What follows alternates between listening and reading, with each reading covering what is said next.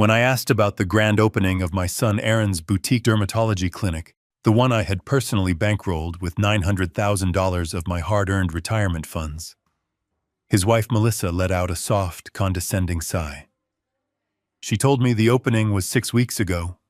She said they only invited close family and friends because it was an exclusive networking vibe. I did not scream. I did not demand my money back. I simply hung up the phone.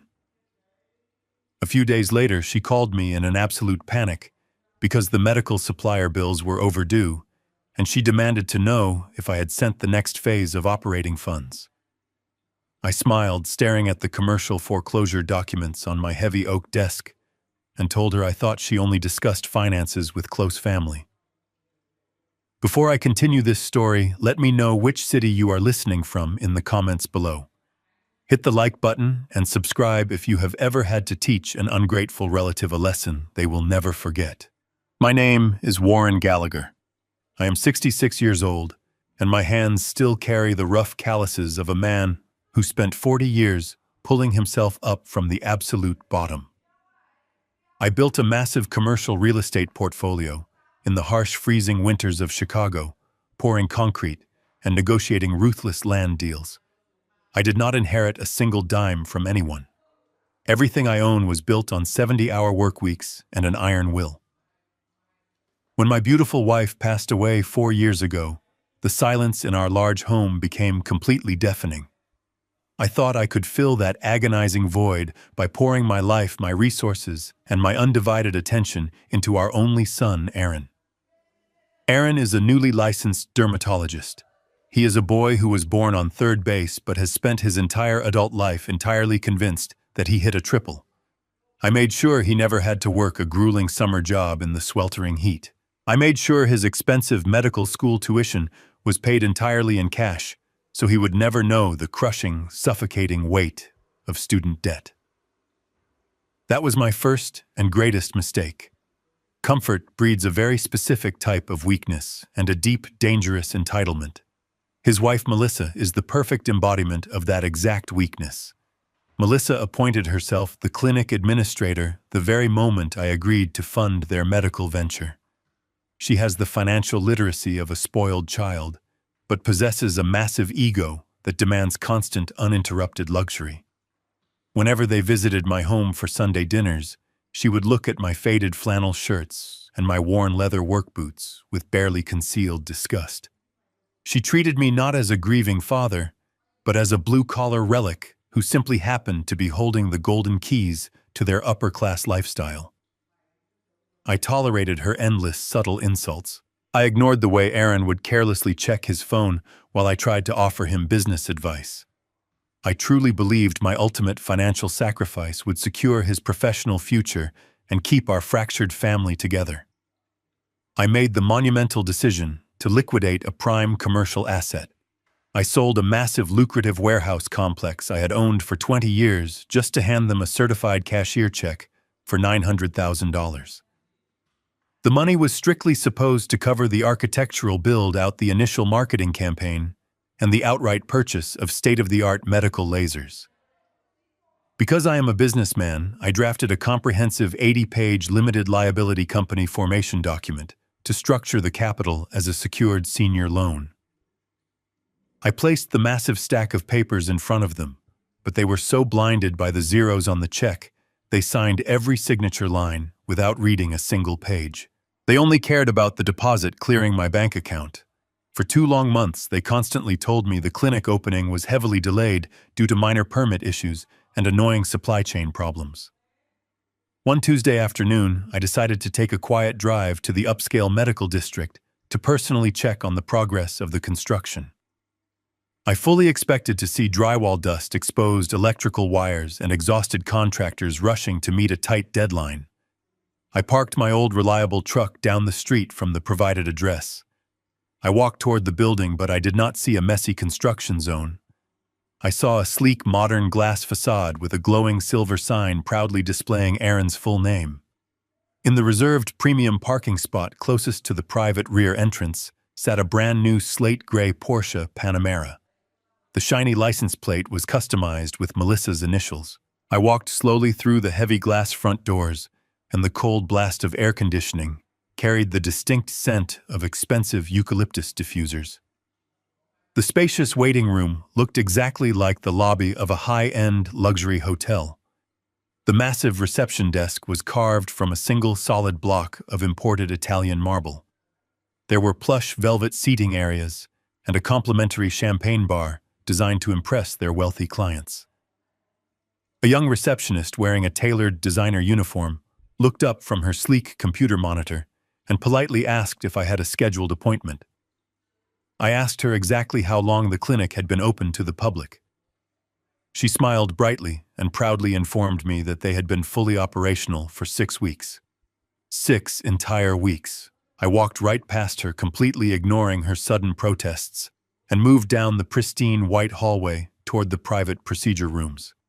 I looked inside an empty, brightly lit treatment room. There was a massive high-tech medical laser machine sitting quietly in the corner.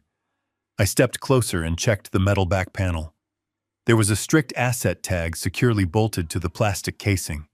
It was a standard lease tag from a third-party corporate medical supply company. I quickly checked the next room and found the exact same terrifying reality. The expensive surgical chairs, the advanced sterilization equipment, the high-definition imaging monitors, absolutely everything was leased. My seasoned mind instantly went to work calculating the horrific financial reality of what I was looking at. $900,000 was more than enough capital to buy the entire facility of equipment outright and comfortably cover a full year of operating costs. But they did not buy the equipment. They leased every single item to preserve the initial cash injection. They deliberately used my retirement funds to buy a luxury sports car, to import Italian marble, to fund a ridiculous champagne bar, and to pay themselves exorbitant unearned salaries before a single paying patient had even walked through the front door. They had taken my entire life's work and turned it into a shallow, theatrical performance of wealth. I turned around and walked out the back door without saying a single word to anyone. The cold, dark realization settled deep into my aging bones. I drove back to my empty house in absolute dead silence. I did not turn on the radio. I walked straight into my private home office and sat down at the large wooden desk where I had aggressively negotiated multi-million-dollar development contracts with the most ruthless men in the city. I picked up my phone and dialed Aaron's personal number. He did not answer the call. The line automatically rolled over to the clinic administrative desk, and Melissa picked up the receiver. Her voice was bright and painfully artificial as she recited the fancy name of the dermatology practice. I did not greet her. I simply asked Aaron's wife about the grand opening of the clinic I had built for them. I asked why I was not there to see the ribbon cut and celebrate my son.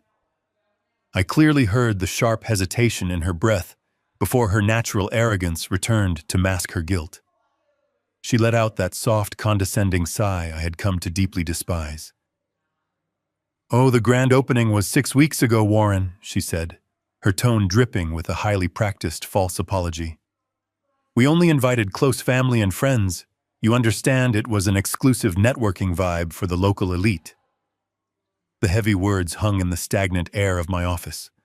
Close family and friends. The man who had sold a massive piece of his soul to buy their fake reality was not considered close family. I was just the silent bank, and the bank is never invited to the celebration party. In that tiny fraction of a second, the lingering grief of a father, desperately hoping for his son's love, completely evaporated. The paternal warmth left my body, replaced instantly by a familiar, icy clarity I had not felt since my ruthless days tearing down terrible commercial investments. I did not scream at her through the phone. I did not list the endless sacrifices I had made for my son. I did not demand my $900,000 back. I simply hung up the phone. I placed the device down on the polished wood and folded my calloused hands. Aaron and Melissa truly believed they had easily outsmarted an irrelevant old man. They believed they could bleed my accounts dry and cast me aside into the shadows because they foolishly confused my quiet paternal patience with pathetic weakness. They had completely forgotten who they were dealing with. The sad, grieving father in me died right there in that leather chair, but the ruthless businessman who built an empire from wet concrete and cold steel woke up. I slowly opened my bottom desk drawer and pulled out the thick 80-page contract they had been too arrogant and greedy to read. It was time to show my son and his wife exactly what happens when you decide to steal from a man who knows how to legally write the rules of destruction. When I asked about the grand opening of my son Aaron's boutique dermatology clinic, the one I had personally bankrolled with $900,000 of my hard-earned retirement funds, his wife Melissa let out a soft, condescending sigh. She told me the opening was 6 weeks ago. She said they only invited close family and friends because it was an exclusive networking vibe. I did not scream. I did not demand my money back. I simply hung up the phone. A few days later, she called me in an absolute panic because the medical supplier bills were overdue, and she demanded to know if I had sent the next phase of operating funds. I smiled, staring at the commercial foreclosure documents on my heavy oak desk, and told her I thought she only discussed finances with close family. Before I continue this story, let me know which city you are listening from in the comments below. Hit the like button and subscribe if you have ever had to teach an ungrateful relative a lesson they will never forget. My name is Warren Gallagher. I am 66 years old, and my hands still carry the rough calluses of a man who spent 40 years pulling himself up from the absolute bottom. I built a massive commercial real estate portfolio in the harsh, freezing winters of Chicago, pouring concrete and negotiating ruthless land deals. I did not inherit a single dime from anyone. Everything I own was built on 70-hour work weeks and an iron will. When my beautiful wife passed away 4 years ago, the silence in our large home became completely deafening.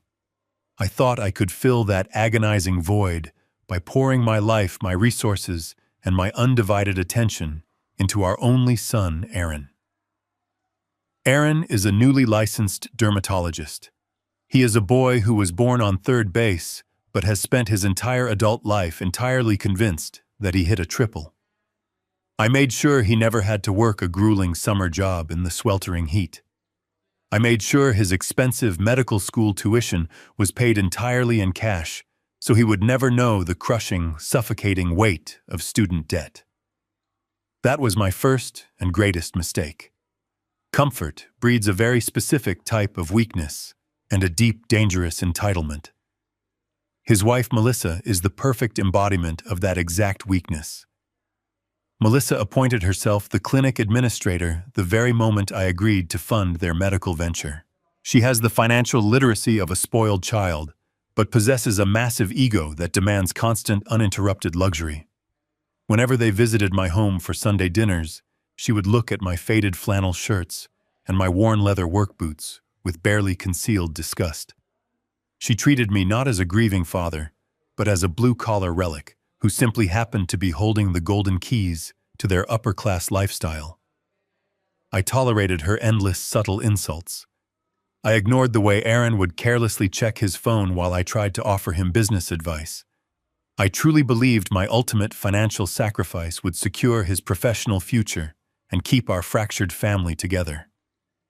I made the monumental decision to liquidate a prime commercial asset.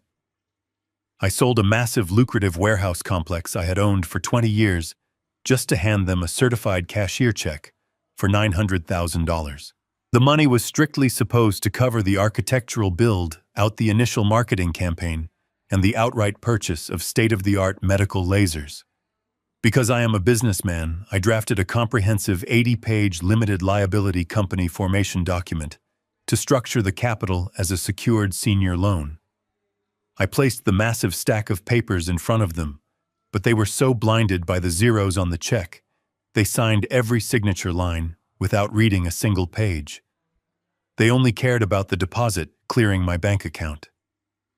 For 2 long months, they constantly told me the clinic opening was heavily delayed due to minor permit issues and annoying supply chain problems. One Tuesday afternoon, I decided to take a quiet drive to the upscale medical district to personally check on the progress of the construction.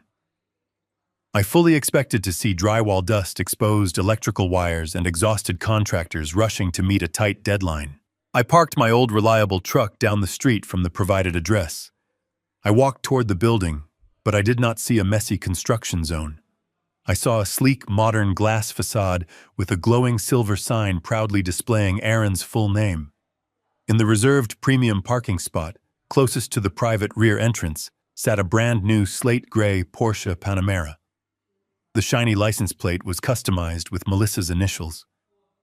I walked slowly through the heavy glass front doors, and the cold blast of air conditioning carried the distinct scent of expensive eucalyptus diffusers. The spacious waiting room looked exactly like the lobby of a high-end luxury hotel.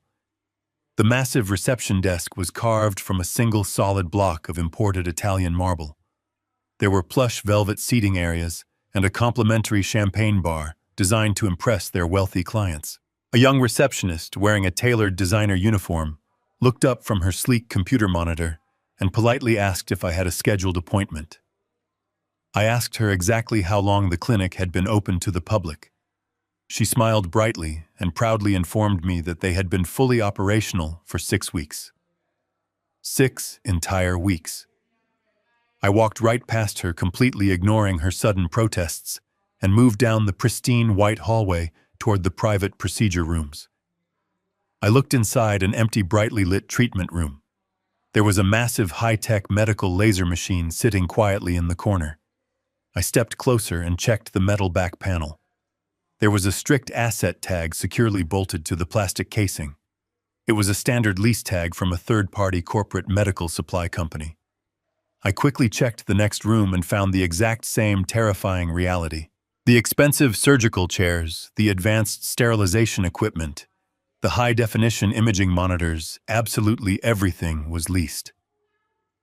My seasoned mind instantly went to work calculating the horrific financial reality of what I was looking at. $900,000 was more than enough capital to buy the entire facility of equipment outright and comfortably cover a full year of operating costs. But they did not buy the equipment. They leased every single item to preserve the initial cash injection. They deliberately used my retirement funds to buy a luxury sports car, to import Italian marble to fund a ridiculous champagne bar, and to pay themselves exorbitant unearned salaries before a single paying patient had even walked through the front door.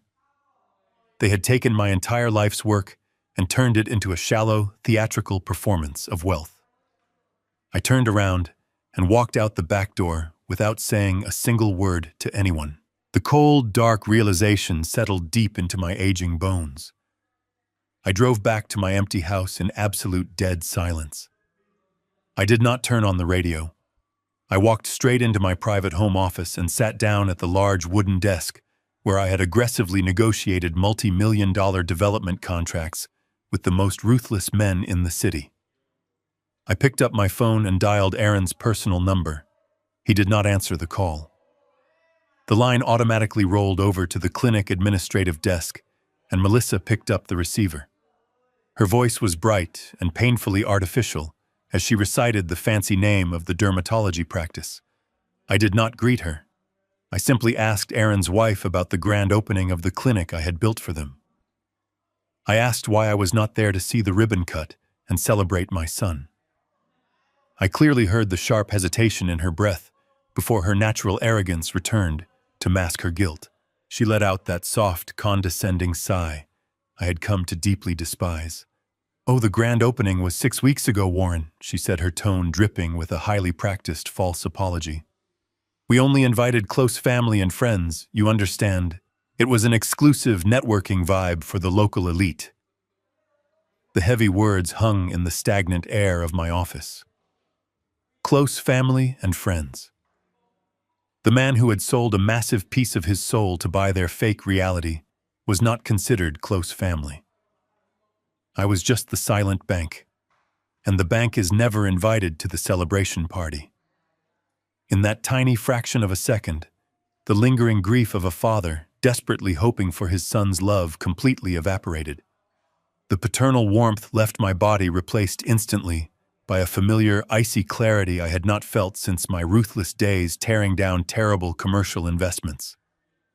I did not scream at her through the phone. I did not list the endless sacrifices I had made for my son. I did not demand my $900,000 back. I simply hung up the phone. I placed the device down on the polished wood and folded my calloused hands. Aaron and Melissa truly believed they had easily outsmarted an irrelevant old man. They believed they could bleed my accounts dry and cast me aside into the shadows because they foolishly confused my quiet paternal patience with pathetic weakness. They had completely forgotten who they were dealing with. The sad, grieving father in me died right there in that leather chair, but the ruthless businessman who built an empire from wet concrete and cold steel woke up. I slowly opened my bottom desk drawer and pulled out the thick 80-page contract they had been too arrogant and greedy to read. It was time to show my son and his wife exactly what happens when you decide to steal from a man who knows how to legally write the rules of destruction. I did not call my son back. I did not drive to their luxury townhouse to demand an explanation or yell until my throat was raw. Anger is a useless emotion that only alerts your enemies to your next move. I simply picked up the thick manila envelope containing the original 80-page limited liability company operating agreement, walked out of my quiet house, and climbed into the driver's seat of my old pickup truck. The engine roared to life with a heavy mechanical growl that felt perfectly aligned with the cold, hard rhythm currently beating inside my chest. I backed out of the driveway and pointed my truck toward the downtown financial district. My destination was the law office of Simon Foster. Simon is a ruthless corporate attorney who has successfully navigated every single legal war I have ever waged over the past 30 years. As I drove down the crowded interstate, my mind drifted back to the horrific financial crash of 2008. It was a brutal, agonizing time that completely wiped out half the commercial real estate developers in Chicago. I watched proud, wealthy men lose their massive homes, their luxury cars, and their entire life savings in a matter of weeks. I watched lifelong friendships shatter into dust over unpaid debts and broken promises. I watched men I deeply respected jump out of windows because they had trusted handshakes and gentlemen agreements instead of relying on ironclad legal documentation. I survived that terrifying economic slaughter for one very specific reason. I never trusted anyone when it came to large sums of money. I protected my assets with complex, unforgiving contracts that left absolutely zero room for interpretation. I learned the hard way that when money is involved, blood relations and friendly smiles mean absolutely nothing. That brutal lesson is exactly why I did not simply write a check for $900,000 and hand it over to my son. When Aaron and Melissa originally presented their business plan, they treated the massive capital request like a casual family favor. They brought over a bottle of expensive wine and confidently asked me to fund their dream, as if they were asking me to cover the dinner bill. I agreed to provide the capital, but I forced them to sit down at my dining room table with Simon Foster present to formally structure the investment. I remember that evening vividly. Melissa was visibly annoyed by the massive stack of legal documents placed in front of her. She rolled her eyes and complained that families should not need so much tedious paperwork. Aaron laughed nervously and joked that his old man was just being overly dramatic about his retirement funds. They were so incredibly eager to get their hands on the cash that they flipped straight to the back page and signed their names on the dotted lines without reading a single word of the preceding 79 pages. They had absolutely no idea what they had just signed. They did not realize that the 80-page document was a legally binding senior secured loan agreement, heavily disguised as a standard operating charter. They did not know that by signing that document, they had granted me a comprehensive senior lien on absolutely every single asset the clinic would ever own. Every dollar that flowed through their business accounts, every piece of medical equipment, Every patient receivable and every single chair in that luxurious waiting room technically belonged to me until the loan was entirely repaid with interest. I pulled my truck into the underground parking garage of Simon Foster's high-rise office building. I walked into the sleek, modern lobby and took the elevator up to the 40th floor. The receptionist recognized me immediately and guided me straight into Simon's massive corner office overlooking the city skyline. Simon was sitting behind his pristine glass desk, reviewing a complicated merger file. He is a tall, sharp man who speaks entirely in facts and calculates every possible legal outcome before he even opens his mouth. He looked up from his paperwork, saw the completely dead expression in my eyes, and immediately recognized the heavy manila envelope in my hand. He knew instantly that the grieving, hopeful father was gone and the ruthless commercial developer had returned. Simon stood up, closed his office door, and asked me exactly what had happened. I did not waste any time with emotional complaints or dramatic tears. I placed the thick contract on his glass desk and told him that the boutique dermatology clinic had been fully operational for 6 entire weeks. I told him that I was completely excluded from the grand opening and that my daughter-in-law was currently panicking because she could not pay the medical supply vendors. Then I told him the most important fact of all. I told him that every single piece of advanced medical equipment in that expensive facility was leased from a third-party corporate vendor. Simon slowly opened the manila envelope and pulled out the signed operating agreement. He adjusted his glasses and flipped directly to Section 4, Paragraph B. He read the clause aloud in the quiet room. The clause explicitly stated that the $900,000 capital injection was strictly restricted funds. The money was legally mandated to be used for the outright purchase of medical assets to properly secure the collateral of the senior loan. By choosing to lease the medical equipment and divert my restricted capital to purchase a luxury sports car, Italian marble, and exorbitant personal salaries, Aaron and Melissa had committed a massive material breach of the core financial covenant. They had not just disrespected me as a father.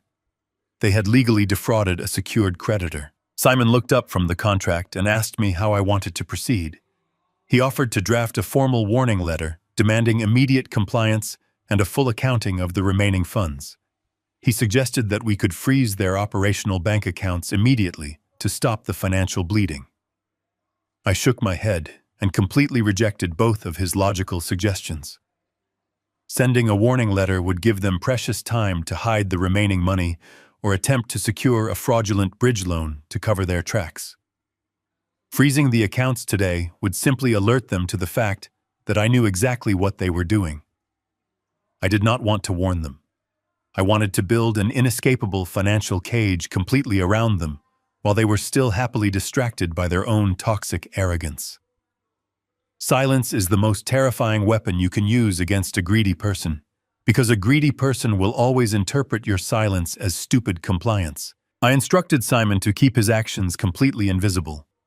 I ordered him to initiate a quiet forensic audit of their corporate accounts, utilizing the absolute legal authority granted to me in Section 9 of the operating agreement. I wanted to know exactly where every single penny of my $900,000 had gone. I wanted to see the hidden consulting fees. I wanted to see the luxury car payments, and I wanted the exact names of the medical supply vendors they were currently failing to pay. Simon nodded slowly, fully understanding the devastating strategy I was setting into motion. He warned me that initiating this quiet legal process meant crossing a line that could never be uncrossed. He reminded me that once we weaponized the contract against my own son, there would be absolutely no going back to Sunday family dinners or polite holiday gatherings. I looked out the large glass window at the sprawling city below us. I thought about the pale pink dress my late wife would have worn to the clinic grand opening if she were still alive. I thought about the condescending tone in Melissa's voice when she told me I was not invited. The line had already been crossed weeks ago. I was simply preparing the absolute destruction of the people standing on the other side. I told Simon to execute the audit immediately and to contact me the very second he found the unpaid vendor invoices. I turned around and walked out of his beautiful office feeling lighter and stronger than I had in 4 years. The painful emotional burden of trying to buy my son's love was finally gone forever. It was replaced by the clean, pure geometry of a perfectly executed legal contract. Aaron and Melissa thought they had successfully stolen my retirement to fund their glamorous fake lives. They were about to discover that they had simply financed their own absolute ruin. The forensic audit began in absolute secrecy the very next morning. Simon did not hire a standard accountant to look over the books. He brought in a former federal financial investigator, a man who specialized in dismantling complex corporate fraud and tracking hidden assets. Because the 80-page operating agreement granted me total unilateral authority as the senior secured creditor, Simon was able to quietly serve a strict legal notice directly to the primary commercial bank holding the clinic accounts. The bank was legally obligated to comply with the senior lien holder, and they immediately handed over every single transaction record, wire transfer, and credit card statement associated with the dermatology practice. Aaron and Melissa were entirely blind to this massive financial intrusion. They were too busy posing for photographs in their expensive leased lobby to realize that the silent old man they had discarded was currently mapping out the exact blueprint of their financial destruction. 3 days later, Simon called my personal cell phone and calmly asked me to return to his office. He told me the investigator had finished compiling the data and that I needed to see the results in person. The weather outside was bitterly cold, and a heavy gray rain washed over the city as I drove back downtown. The dismal atmosphere perfectly matched the absolute lack of emotion inside my heart. I walked into Simon's corner office and saw a massive, thick binder sitting perfectly centered on his glass desk. The investigator had categorized every single penny of my $900,000 investment. I sat down in the leather chair, and Simon opened the binder. He did not offer me any comforting words or sympathetic apologies. He knew I only cared about the hard, undeniable facts. Simon started by explaining my son's behavior. He turned to the section outlining the daily patient logs and the incoming revenue streams. Aaron was working non-stop. The clinic was fully booked from early morning until late in the evening. But the financial numbers simply did not make any sense. Despite the massive influx of patients, the actual gross revenue was horrifyingly low. Simon pointed to the billing records and explained exactly what my son was doing. Aaron was desperately trying to build an elite reputation among the city socialites, local celebrities, and wealthy internet influencers. Instead of running a profitable medical business, he was using the clinic as a vanity project to boost his own social status. He was handing out massive discounts and providing tens of thousands of dollars in free cosmetic treatments to these wealthy individuals just so they would invite him to their exclusive parties and mention his name online. He was completely ignoring the accounting software and refusing to look at the daily financial reports. He simply walked into his beautiful leased clinic every single day, put on his custom-tailored white coat, and played the role of a highly successful medical visionary while his business was secretly bleeding to death. Aaron's foolish vanity was incredibly disappointing, but it was nothing compared to the calculated predatory greed of his wife. Simon slowly turned the page to the clinic operating budget, and the atmosphere in the room turned ice cold. Melissa was not just a terrible clinic administrator. She was actively and systematically embezzling my retirement funds. Simon pointed his pen at a long column of massive recurring wire transfers leaving the clinic bank account every single week. These transfers were not going to medical suppliers or utility companies. They were being sent directly to an external corporate entity called Apex Lifestyle Management. Simon had the investigator dig into the state registry to find the formation documents for this mysterious vendor. The results were absolutely sickening. Apex Lifestyle Management was a shadow limited liability company registered just 2 months ago under Melissa's maiden name. She was the sole managing member and the only authorized signatory on the receiving bank account. She was billing her husband's medical practice over $40,000 a month for completely fabricated services. The invoice descriptions were utterly ridiculous. She was charging the clinic exorbitant fees for things like brand synergy consulting, elite demographic marketing, and atmospheric curation. It was nothing but a complex money laundering scheme. She was using her position as the clinic administrator to approve these massive fake invoices and then wiring the secured loan capital straight into her own personal bank account. Simon laid out the personal bank statements the investigator had legally acquired through the financial tracing protocols.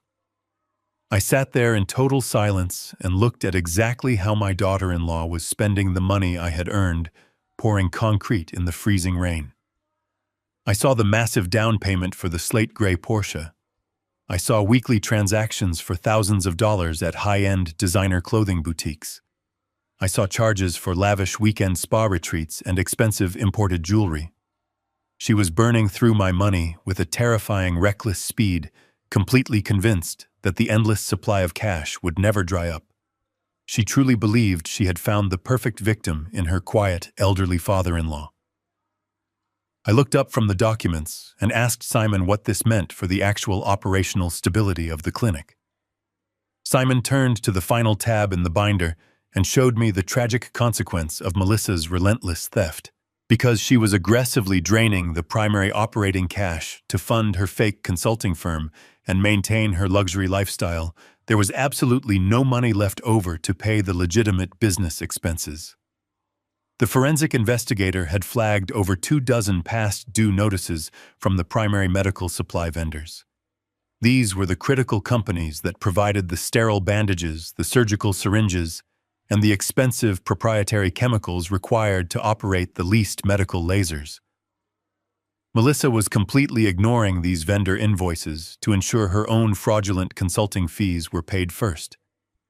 She was starving the actual medical practice to feed her boundless vanity. Simon explained that the clinic was currently functioning on borrowed time. The vendors were already sending final warning notices. Within a few short weeks, they would completely cut off the supply chain and freeze the clinic accounts. Without those essential medical supplies, Aaron would be physically unable to perform his cosmetic procedures. He would be forced to cancel his high-profile appointments, and the fragile, wealthy reputation he was so desperately trying to build would completely collapse overnight. Simon leaned back in his chair and folded his hands. He told me that we had enough concrete evidence to instantly freeze the clinic accounts, contact the authorities, and have Melissa arrested for severe financial fraud and embezzlement. He explained that her actions violated multiple state and federal laws regarding the misappropriation of secured corporate funds. He was entirely ready to draft the legal complaints and completely destroy her world before the sun went down. I stared down at the binder and slowly closed the cover. I shook my head and told Simon to hold the paperwork. Arresting Melissa right now would be far too easy, and it would completely ruin the lesson I needed to teach them. If I shut them down today, Aaron would simply play the role of the innocent victim. He would claim he had absolutely no idea his wife was stealing, and he would beg me for forgiveness and another financial bailout. I refused to let him escape his own willful ignorance. He chose to marry a parasite, and he chose to ignore his business in favor of playing a wealthy socialite. They needed to feel the absolute crushing weight of the trap they had built for themselves. I instructed Simon to leave the accounts completely open and let Melissa continue her fraudulent wire transfers. I wanted her to feel incredibly safe and untouchable. I wanted Aaron to continue handing out free treatments while the walls silently closed in around him.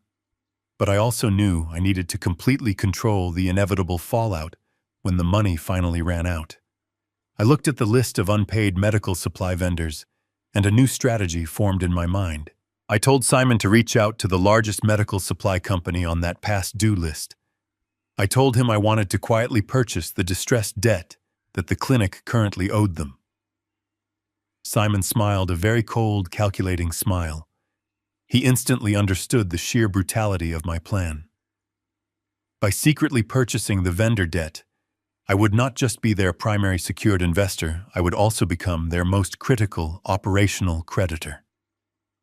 When Melissa inevitably ran out of stolen money and the supplies stopped coming, she would be forced to desperately beg the vendor for an extension. She would have absolutely no idea that the person holding the very lifeblood of her clinic was the exact same blue-collar relic she had refused to invite to her grand opening. I stood up from the glass desk and thanked Simon for his excellent work. I walked out of the office and rode the elevator down to the busy city street. The gray rain was still falling, but I did not feel the cold. I felt a deep, powerful sense of absolute control. My son and his wife had stolen my money to build a beautiful glass castle, but they had completely failed to realize that I was the one secretly holding the hammer. I sat in the quiet solitude of my home office the next morning, watching the heavy rain wash over the driveway. The thick forensic accounting binder was locked securely inside my floor safe. I knew exactly how much money Melissa was stealing every single week. I knew exactly how my son was playing dress-up in a leased clinic. A weaker man would have driven over there immediately, kicking down the beautiful glass doors and screaming until his lungs gave out. A weaker man would have called the police right then and there to drag his daughter-in-law out in handcuffs. But I did not want a quick emotional explosion. I wanted a total structural collapse. If I froze their bank accounts right now, Aaron would undoubtedly play the role of the innocent, confused victim. He would look at me with those practiced, sorrowful eyes and swear he had absolutely no idea his wife was a criminal. He would beg for another financial bailout to save his precious reputation. I refused to give him that convenient escape route. He chose to marry a parasite, and he chose to completely ignore the financial reality of his own business just so he could rub elbows with the city elite. He needed to feel the absolute crushing weight of the trap they had built together. I decided to let Melissa continue her fraudulent wire transfers. I wanted her to feel incredibly safe and completely untouchable. I wanted the clinic to keep running on fumes until the engine finally tore itself apart. I picked up the phone and called Simon. I told him to hold all the legal complaints and criminal referrals. Instead, I directed his attention back to the forensic audit, specifically to the long list of unpaid medical supply vendors. I asked him to identify the single most critical supplier on that list. I wanted the company that provided the exact proprietary chemicals, the specialized surgical lasers, and the sterile equipment Aaron absolutely needed to perform his expensive cosmetic procedures. Simon pulled up the file and immediately identified a regional medical distribution company called Horizon Clinical Logistics. Horizon was the primary vendor keeping Aaron in business. According to the audit, Melissa had completely ignored their invoices for 2 straight months. The clinic currently owed Horizon over $80,000 in past due payments. Simon noted that Horizon had already issued 2 formal warning letters and was preparing to completely sever the supply chain by the end of the week. I told Simon to contact the chief financial officer of Horizon Clinical Logistics immediately. I instructed him to arrange a private meeting and negotiate the outright purchase of my son's corporate debt. Simon paused for a moment on the phone, completely absorbing the sheer brutality of my strategy. Buying distressed commercial debt is a very common practice in the cutthroat world of real estate, but applying it to your own flesh and blood was a uniquely cold maneuver. By legally purchasing the $80,000 in past due invoices from Horizon, I would completely take over their position. I would legally become the vendor. The execution was remarkably simple and brutally effective. 2 days later, I sat in Simon's office while he finalized the legal assignment of debt with the executives from Horizon. They were more than happy to offload the toxic clinic account without having to hire an expensive collection agency. I wrote them a certified cashier check for the full $80,000 out of my personal savings. In exchange, they signed over every single legal right collection authority and active supply contract associated with Aaron's dermatology practice. They formally transferred the vendor account entirely into a private holding company that I completely controlled. Aaron and Melissa were entirely blind to this massive, invisible shift in power. They had absolutely no idea that the massive faceless medical supply corporation they had been ignoring was now completely owned and operated by the elderly father they had so easily discarded. I was no longer just the silent investor holding a senior lien on their business. I was now the absolute master of their daily operations. I controlled the sterile bandages. I controlled the specialized syringes. I controlled the very chemicals my son needed to maintain his fake wealthy lifestyle.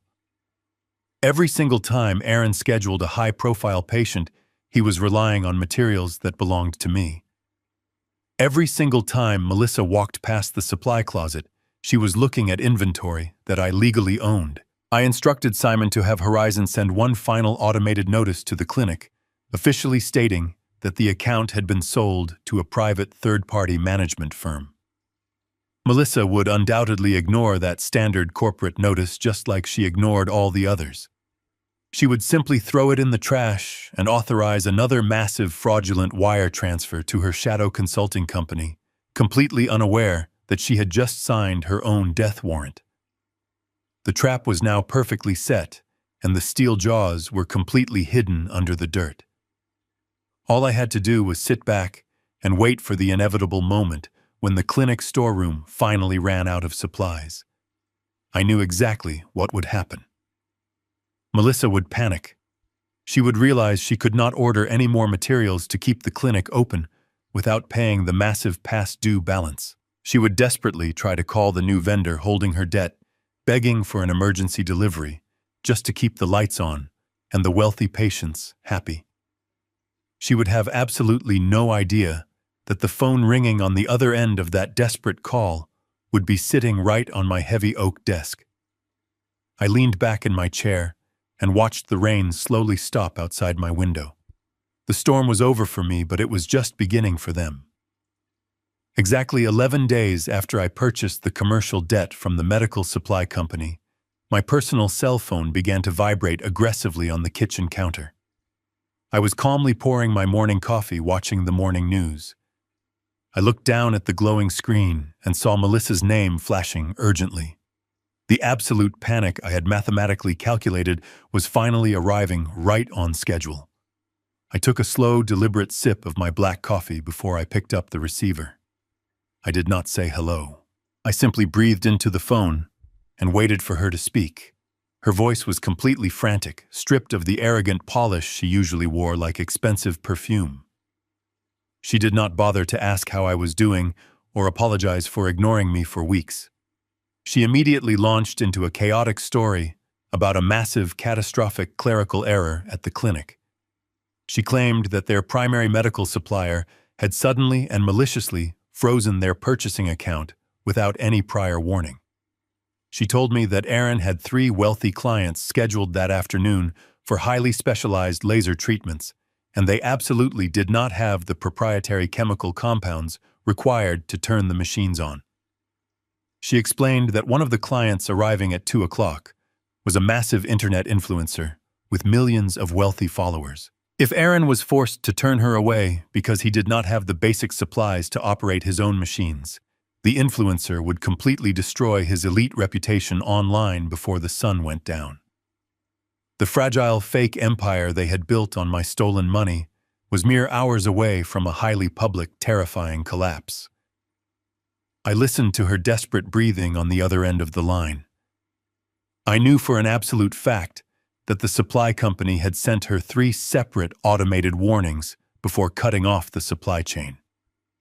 I knew she had completely ignored every single one of those warnings to prioritize the fraudulent wire transfers to her shadow consulting firm. But I played the role of the ignorant elderly father perfectly. I calmly asked her exactly what she needed from me. Her desperation instantly morphed back into her deeply ingrained entitlement. She aggressively demanded that I immediately release the Phase 2 operational capital. When we originally structured the comprehensive loan agreement, I had built in an optional Phase 2 cash injection of $150,000, strictly reserved for emergency facility expansion. It was entirely at my sole discretion to release those restricted funds. Melissa spoke as if that money already belonged to her. She demanded that I wire the $150,000 into the primary clinic account before noon so she could pay off the ridiculous vendor dispute and get the supplies delivered by a private courier. She actually tried to blame the entire situation on the incompetence of the medical supply company. She swore to me that it was just a temporary cash flow issue caused by delayed insurance payouts. It was a pathetic, desperate lie. The clinic did not even accept standard medical insurance. Aaron only accepted cash or premium credit cards for his vanity cosmetic procedures. She was lying straight to my face, completely unaware that I was the exact person holding the unpaid invoices she was desperately trying to wish away. She paused to catch her breath, and the line fell completely silent. She was waiting for the familiar sound of my compliance. She was waiting for the pathetic, grieving father to instantly cave to her demands and open his wallet to save his golden son from embarrassment.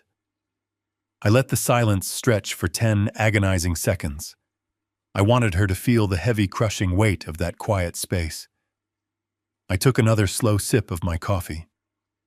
I looked out the kitchen window at the bright morning sun, and I finally spoke.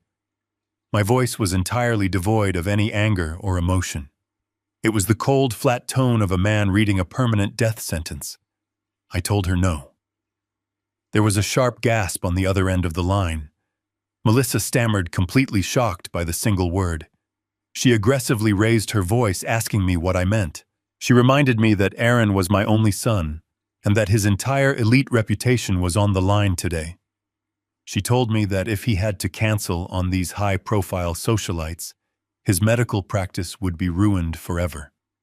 She demanded to know why I was suddenly being so incredibly stubborn and cruel when they were facing a massive business emergency.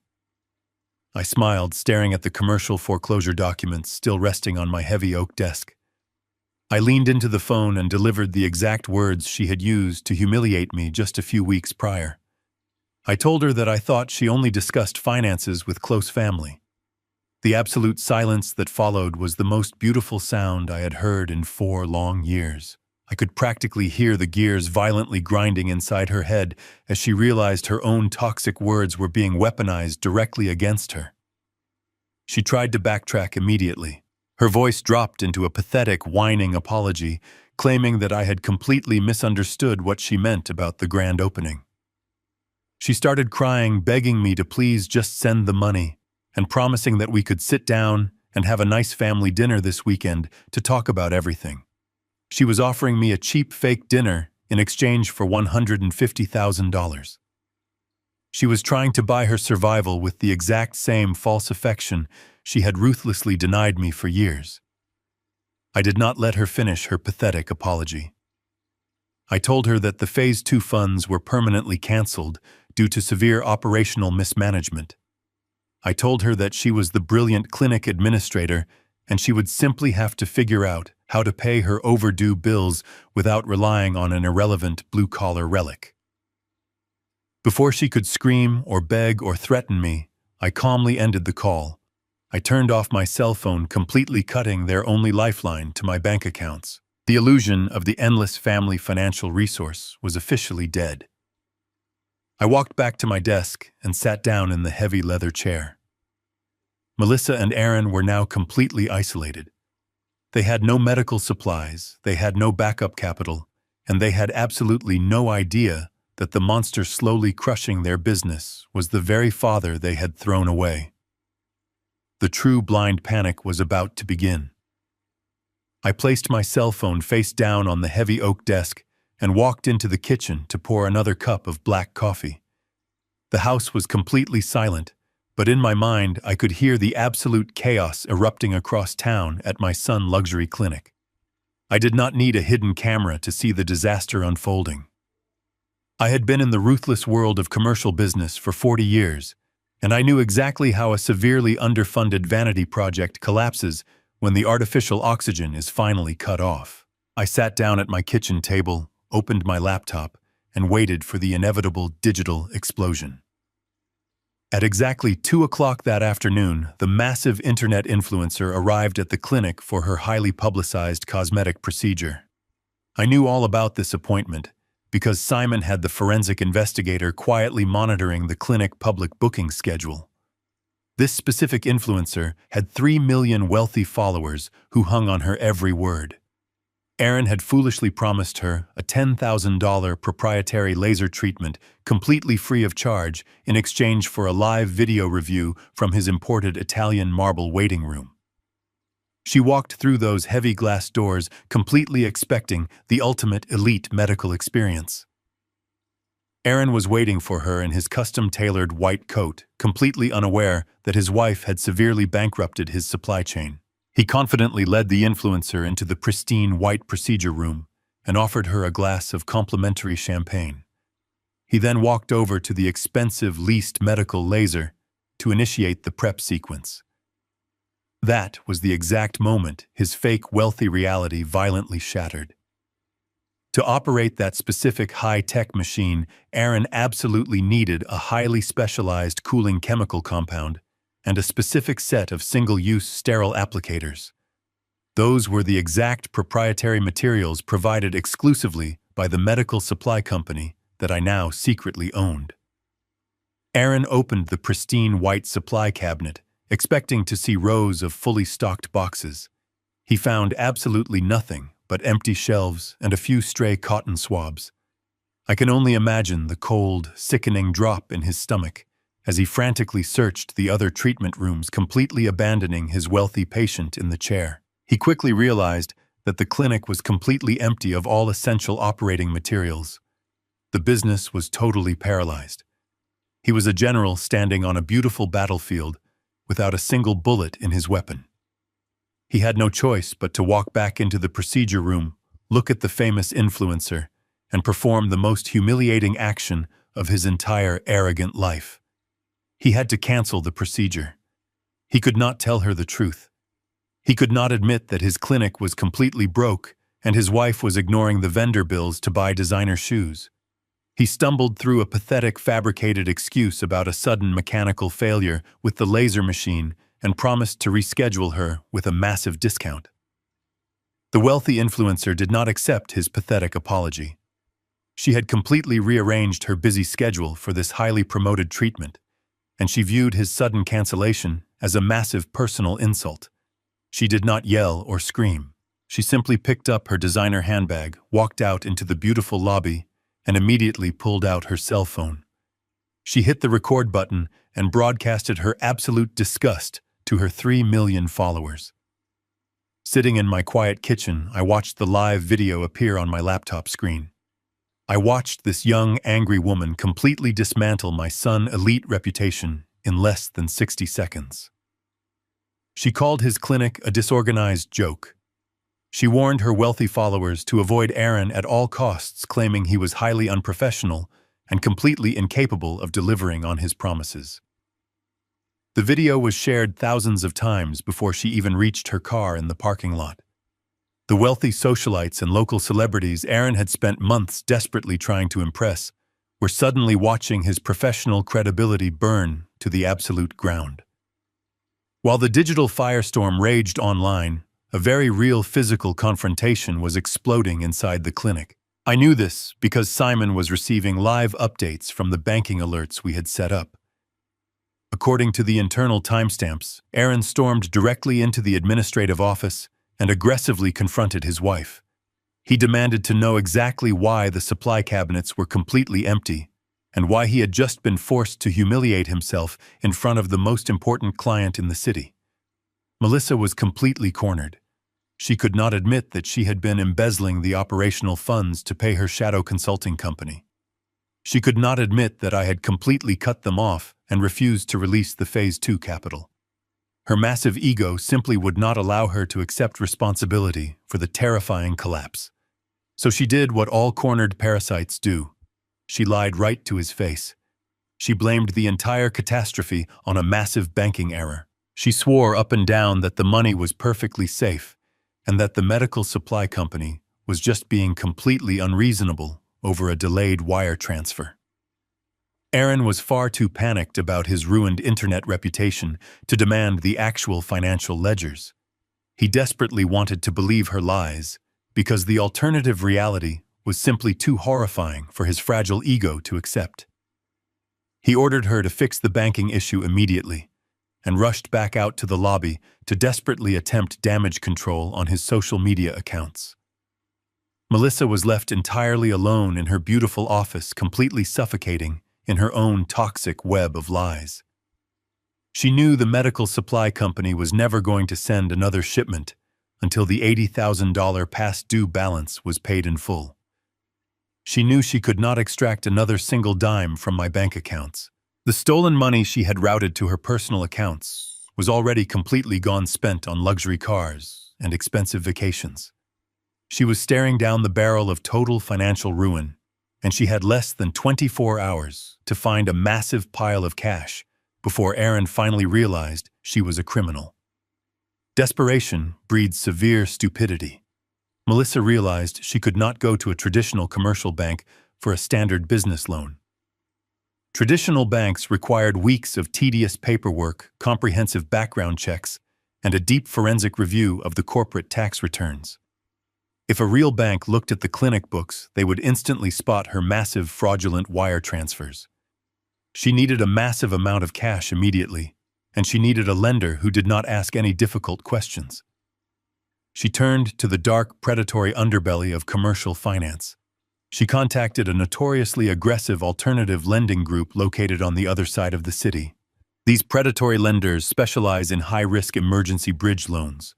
They provide massive amounts of immediate cash to desperate failing businesses, but they charge absolutely astronomical interest rates and demand brutal collateral terms. They are the financial equivalent of a loan shark wearing a tailored suit. Simon was actively monitoring the clinic credit inquiries, and he called me the moment Melissa submitted the online loan application. He was almost laughing at the sheer reckless audacity of her plan. She was applying for a $150,000 emergency bridge loan entirely behind her husband's back. She forged Aaron's signature on the digital application to bypass the dual authorization requirement. She was committing aggressive identity theft against her own spouse just to cover up her massive embezzlement scheme. But the most entertaining part of her desperate maneuver was the collateral she offered the predatory lender.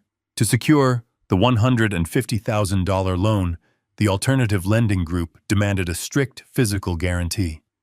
They needed an asset they could legally seize and liquidate if she failed to make the massive weekly interest payments. Melissa confidently offered them the entire clinic.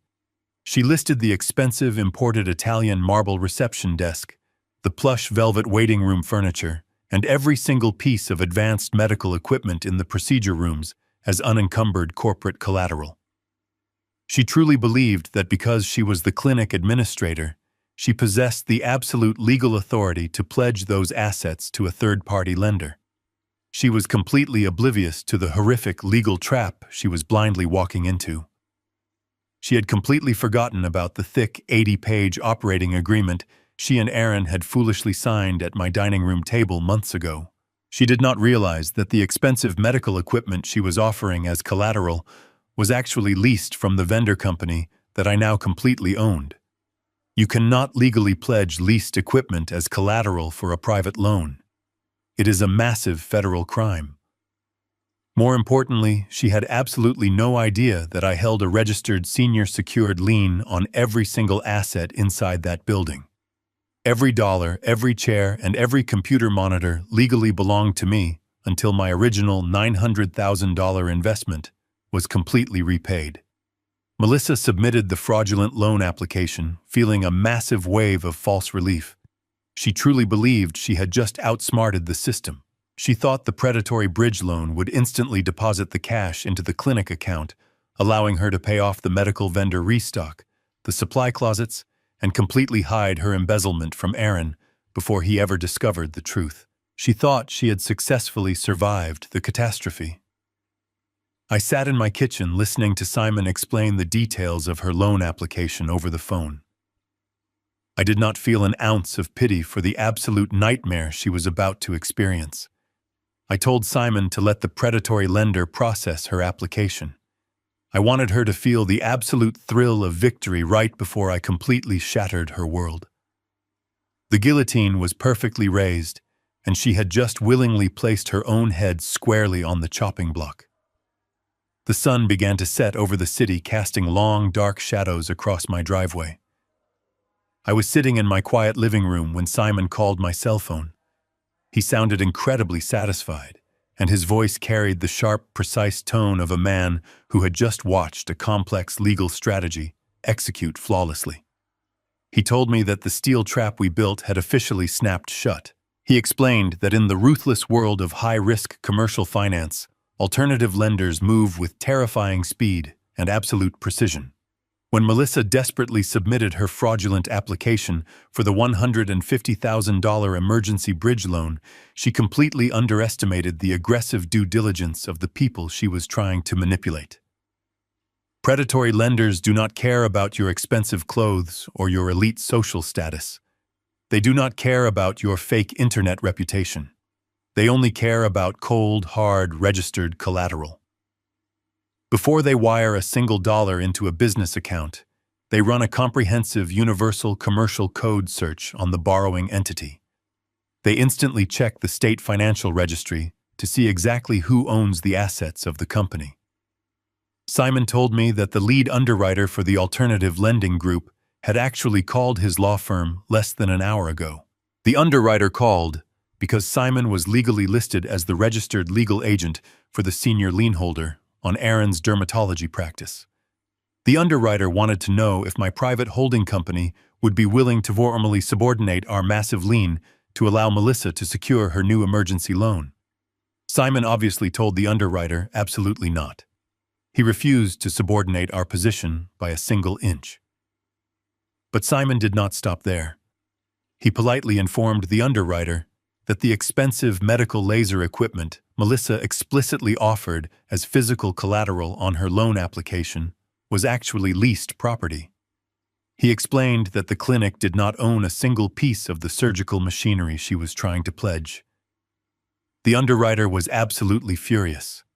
Predatory alternative lenders despise when desperate borrowers try to aggressively scam them.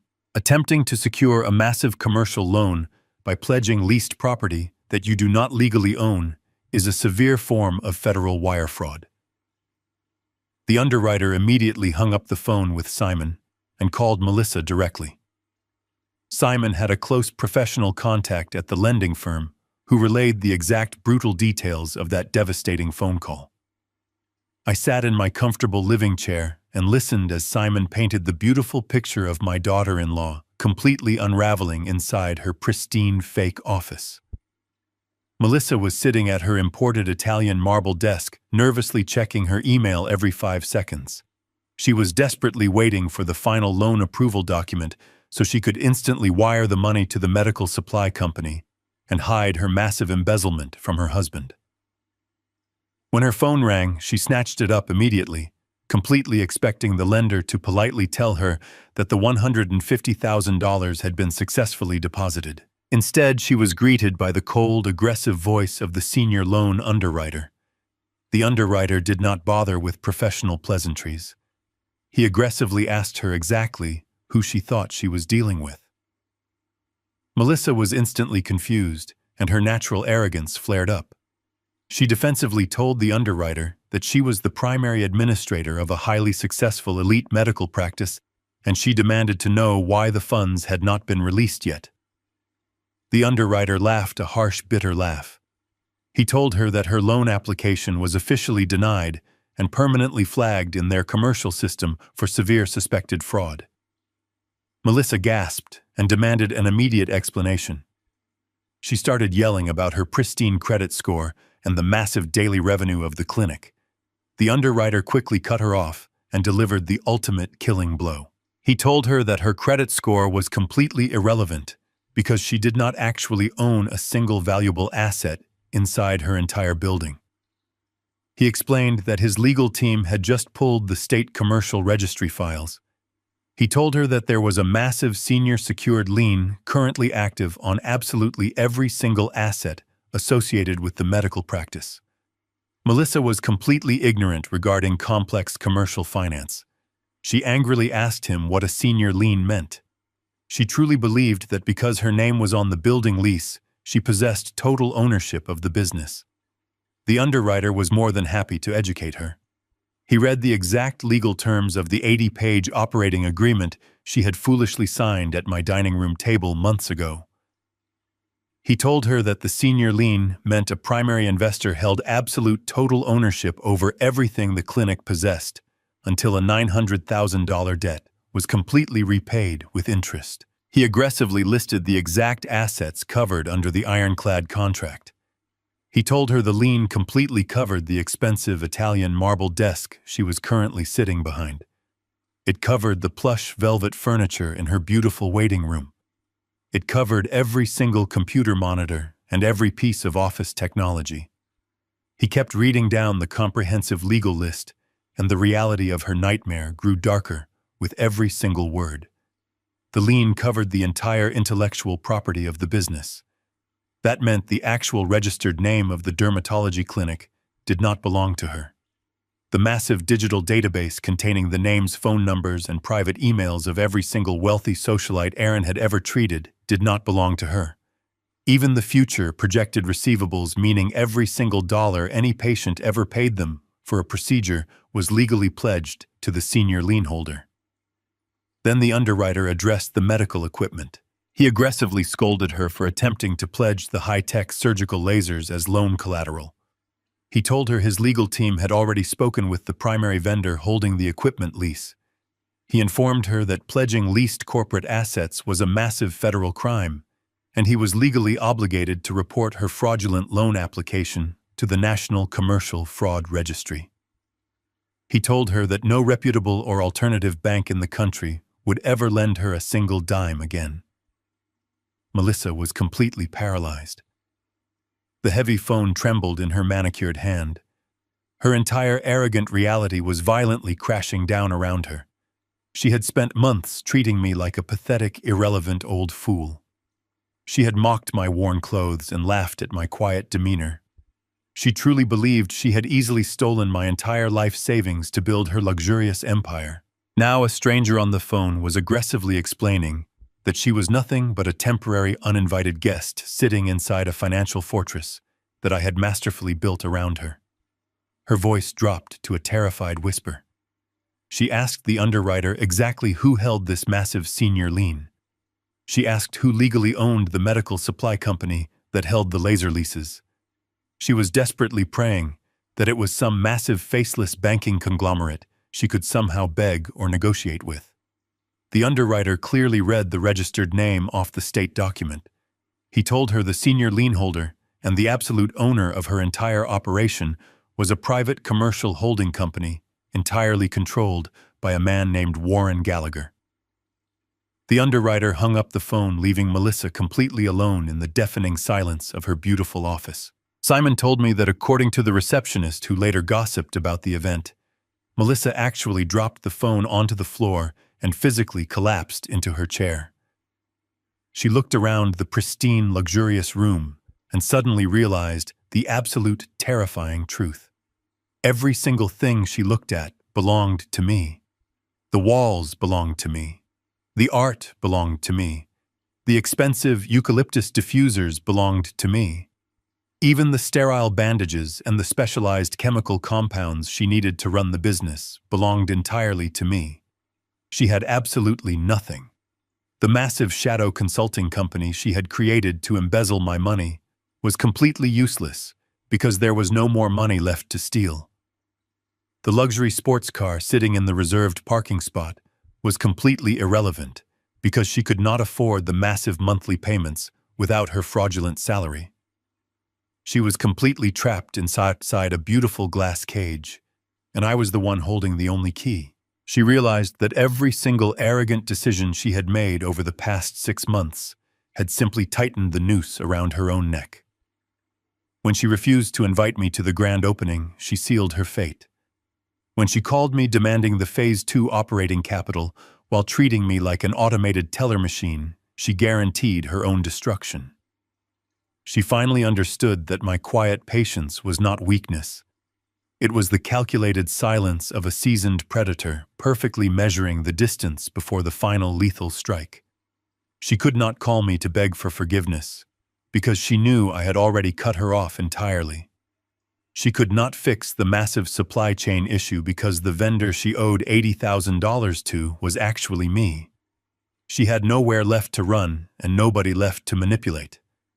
The brick wall she hit was made of solid concrete and ironclad legal contracts. The most terrifying part of her realization was that she now had to face her husband. Aaron was currently out in the lobby, desperately trying to salvage his ruined internet reputation after canceling the procedure on the wealthy influencer. He still believed the massive catastrophe was simply a banking error. He still believed his beautiful wife was a brilliant clinic administrator. Melissa knew she had to walk out of her office and look him straight in the eyes. She had to tell him that they were completely bankrupt. She had to confess that she had embezzled tens of thousands of dollars to fund her own vanity. She had to admit that his entire medical practice, his patient list, and his professional future now legally belonged to the father they had both treated like absolute garbage. If she lied to him again, the alternative lender was going to report her to the fraud registry, and she would face federal criminal charges. The absolute unified front of their shared greed was officially fractured. The stress of the financial trap was about to turn the two thieves completely against each other. I thanked Simon for his excellent work and ended the call. I set my phone down on the coffee table and leaned back in my chair. The sun had completely set, leaving the living room, bathed in the quiet, peaceful glow of the streetlights outside. For the first time since my wife passed away, I felt a genuine sense of deep, profound calm. The painful, agonizing hope that my son would eventually learn to respect me was completely gone. It was replaced by the clean, undeniable satisfaction of absolute justice. I did not need to scream or cry or throw things to prove my point. I simply used the brutal mechanical reality of the world to teach them a lesson they would never forget. The first phase of the collapse was completely finished. The illusion of their wealth was shattered, and the heavy chains of consequence were securely wrapped around their throats. Now all I had to do was wait for the morning to arrive. I knew exactly what would happen when the sun came up. They would come to my house. They would come desperately crawling back to the man they had discarded, completely unaware that the guillotine was already perfectly positioned over their heads. I stood up, walked into the kitchen, and began to prepare my dinner. I had a very busy day scheduled for tomorrow, and I needed to be perfectly rested for the final absolute dismantling of their fake empire. The sun had barely risen above the tree line the next morning when the chaotic sound of tires violently tearing up my gravel driveway broke the peaceful silence of my home. I was standing in the kitchen frying eggs and listening to the quiet crackle of the cast iron pan. I did not need to look out the front window to know exactly who had just arrived. The heavy, aggressive slamming of two car doors echoed through the morning air, followed instantly by the sound of heavy footsteps storming up my front porch. They did not bother to ring the doorbell or wait for an invitation. The heavy brass doorknob turned violently, and the front door was thrown open with such intense force that it slammed loudly against the interior hallway wall. Aaron and Melissa marched directly into my kitchen, bringing the cold, bitter air of their absolute panic right into my home. I slowly turned off the stove and wiped my hands on a cloth towel, completely ignoring their dramatic entrance. I took a moment to truly look at my son. The polished, arrogant medical visionary who wore custom-tailored white coats and drank complimentary champagne with local celebrities was completely gone. Aaron looked absolutely pathetic. His expensive designer shirt was wrinkled and completely untucked. His hair was a mess, and his eyes were wild with the terrifying exhaustion of a man who had clearly stayed awake all night watching his fake empire burn to the ground. Melissa stood right beside him, looking like a cornered wild animal. Her expensive makeup was heavily smudged, and the arrogant, condescending smirk she always wore around me was permanently erased from her face. She was clutching a leather designer handbag so tightly her knuckles were turning completely white. Aaron did not say good morning. He did not ask how I was doing. He immediately launched into a massive theatrical display of emotional manipulation. He started screaming at the top of his lungs, his voice cracking with desperate panic. He demanded to know exactly what I had done to his medical practice. He yelled that his entire elite internet reputation was completely destroyed because the massive social media influencer had posted a viral video calling him a total fraud. He screamed that his clinic phone was ringing off the hook, with wealthy patients desperately trying to cancel their upcoming appointments because they no longer trusted him. He aggressively pointed his finger directly at my face and accused me of intentionally destroying his lifelong dream. He told me that I was a bitter, jealous old man who could not stand to see his own son achieve true modern success. He claimed that because I had spent my entire life working in the freezing dirt, pouring concrete for a living, I was secretly deeply resentful of his clean, prestigious medical career. I stood there in absolute silence and let him scream. I let him empty his pathetic lungs. When the accusations of jealousy did not provoke an emotional reaction from me, Aaron desperately reached for the ultimate weapon. He decided to use the memory of his dead mother to try and break my spirit. His voice dropped into a pathetic, theatrical whisper as he dramatically asked me what my beautiful late wife would think of me right now. He asked me how I could possibly look at myself in the mirror, knowing I was actively destroying the only child she had ever loved. He swore to me that if his mother were still alive today, she would be absolutely disgusted by my cruel, unforgiving behavior. He told me that she would have gladly given him the $150,000 Phase 2 capital without asking a single question, because she actually understood what unconditional family love meant. It was a beautifully constructed emotional trap perfectly designed to make a grieving father completely collapse with guilt and instantly open his wallet. A few months ago, those exact cruel words would have broken my heart into a million pieces. I would have desperately apologized and handed over my life savings just to stop him from looking at me with such intense hatred. But the father who blindly loved that boy had completely died the very moment Melissa told me I was not invited to the clinic grand opening. I looked at my son, and I felt absolutely nothing but cold, clinical pity. I saw him for exactly what he was. He was a weak, spoiled man desperately using a dead woman to try and secure a financial bailout. When my continued silence absolutely infuriated Aaron, Melissa decided it was time for her to take control of the situation. She aggressively stepped in front of her husband, completely dropping the emotional manipulation tactics and pulling out what she foolishly believed was a massive legal weapon. She puffed out her chest and tried to look incredibly intimidating. She pointed her perfectly manicured finger at me and aggressively threatened to completely destroy me in a court of law. She screamed that she had already spoken to a brilliant team of corporate lawyers. That was a complete lie, of course. No reputable lawyer would ever take her case, but she believed the lie sounded terrifying. She confidently declared that she was filing a massive multi-million-dollar lawsuit against me for severe tortious interference. She aggressively accused me of illegally contacting her private commercial lender and intentionally sabotaging her emergency bridge loan application. She screamed that I had absolutely no legal right to speak to the alternative lending group or discuss the private financial matters of her dermatology clinic.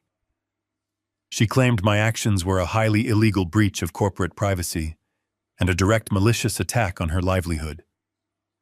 She threatened to drag my name through the mud and take away my house, my truck, and my entire retirement fund to compensate her for the extreme emotional distress I had maliciously caused. Melissa truly believed she was delivering a brilliant legal checkmate. She actually thought that throwing around complex legal terms like tortious interference would completely terrify an uneducated blue-collar relic into immediate submission. She demanded that I instantly call the alternative lending group, apologize for my illegal interference, and formally release my senior secured lien on the clinic assets. She promised that if I completely signed over the business to her right now, she would be generous enough to drop the massive lawsuit and let me walk away quietly. I listened to her ridiculous, unhinged demands, and I almost laughed out loud at the sheer magnitude of her delusion. She was standing inside my house threatening to sue me for protecting my own money from her massive embezzlement scheme. She completely believed that because she possessed a loud voice and a designer handbag, she could successfully bully a man who had spent 40 years ruthlessly destroying aggressive commercial competitors. I looked back and forth between the two of them. I saw Aaron desperately clinging to his mother memory, and I saw Melissa desperately clinging to her fake legal threats. They were two drowning rats viciously attacking the only piece of floating wood left in the water, completely unaware that the wood was securely bolted to the bottom of the ocean. They finally stopped yelling. Their chests were heavily heaving as they desperately tried to catch their breath. The loud, chaotic echoes of their screaming slowly faded into the corners of my quiet kitchen. They stood there completely expecting me to finally break. They expected me to start crying, or yelling, or desperately begging for their forgiveness. They expected the familiar pathetic compliance they had completely trained me to provide. I calmly picked up my mug of black coffee and took a slow, deliberate sip. The dark, bitter liquid tasted absolutely perfect. I looked directly into my son's eyes, and I saw the very first microscopic trace of genuine fear begin to form in his pupils. He suddenly realized that the old man standing in front of him was not reacting like a guilty father. I was reacting like a brick wall. I did not raise my voice. I did not match their chaotic panic. I simply asked them if they were completely finished throwing their little temper tantrum inside my kitchen. Melissa gasped in absolute shock, and her face turned a bright, furious shade of red. She aggressively opened her mouth to start screaming another barrage of fake legal threats, but I raised my calloused hand and completely silenced her. My voice was incredibly low and dangerously quiet, completely commanding the absolute authority of the room. I told her that she was not going to speak another word in my house. I told her that she was going to stand there and silently listen to exactly how the real world actually works. The ultimate confrontation had finally reached its absolute boiling point. They had fired every single emotional and legal bullet they had in their pathetic weapons, and they had completely missed the target. They were totally out of ammunition, and I was just getting started. I slowly turned my back on them and walked out of the kitchen, heading directly toward my home office. I knew they would follow me because they had absolutely nowhere else to go. It was finally time to drop the massive concrete anvil directly onto their fragile glass castle. It was time to show them the folders. I walked out of the kitchen, and my heavy work boots made a slow, rhythmic sound against the hardwood floor. I knew they were following me. I could hear their frantic footsteps trailing right behind me. Aaron and Melissa were completely silent now. The sheer, unyielding confidence in my posture had successfully suffocated their chaotic yelling. I stepped into my home office and the atmosphere immediately shifted. This was not a warm family living room. This was a room built for ruthless commercial warfare. The walls were lined with heavy wooden bookshelves holding decades of complex real estate ledgers and legal texts. The morning sun poured through the large window, casting a bright, unforgiving light directly onto my massive oak desk. I walked behind the desk and slowly sat down in my heavy leather chair. Aaron and Melissa stood awkwardly on the other side of the desk, looking like two guilty children called into the principal office. They completely expected me to start arguing with them. They were aggressively prepared for a loud, emotional shouting match where we would violently trade insults until someone finally apologized. I refused to give them the satisfaction of an emotional reaction. Anger is a completely useless emotion that only clouds your judgment when you are executing a perfect legal kill. I rested my calloused hands flat against the polished wood of my desk. Sitting directly in front of me, perfectly aligned in a neat row, were 3 thick manila folders. I looked at my son. His arrogant posture had completely collapsed. He was nervously shifting his weight from foot to foot, completely terrified of the absolute silence in the room. I reached out and slowly opened the very first folder. I slid it across the smooth wooden surface until it rested perfectly in front of him. I told him to look closely at the document inside. I told him it was the exact same 80-page operating agreement he and his wife had so eagerly signed at my dining room table just a few months ago. Aaron looked down at the paper, and I saw his eyes desperately scanning the complex legal jargon. I calmly explained the brutal reality of his situation. I told him that he had spent his entire adult life believing he was a brilliant self-made medical visionary. He truly believed he owned a highly successful luxury dermatology practice. I shattered that beautiful illusion with a single sentence. I told him that the $900,000 I gave him was never a generous family gift. It was a comprehensive senior secured loan, and he did not actually own a single piece of his own business. I pointed to the specific paragraphs outlining the massive lien I held over his entire medical operation. I explained that every single patient file, every piece of waiting room furniture, and every drop of cosmetic chemicals legally belonged to me. I watched the color completely drain from his face as he finally realized the massive legal chain wrapped tightly around his neck. Then I delivered the first fatal blow. I directed his attention to the strict default clause buried deep inside the contract. I explained that the restricted capital was legally mandated to be used exclusively for the outright purchase of medical equipment to secure the loan collateral. I told him I knew exactly what he and his wife had done. I told him I knew they had maliciously leased the laser machines to artificially preserve the cash for their own luxury salaries. I explained that by intentionally leasing the equipment, they had completely violated the core financial covenant and triggered an immediate catastrophic default on the $900,000 loan. Aaron started to panic. He opened his mouth to formulate a desperate, pathetic excuse. He wanted to blame the supply chain or claim it was just a temporary business strategy. I raised my hand and completely silenced him. I told him I was not interested in his pathetic lies because the truth was sitting right in the second folder. I reached out and flipped open the second thick manila folder. I pushed the massive stack of forensic accounting documents across the desk, completely covering the legal contract. I looked directly at Melissa.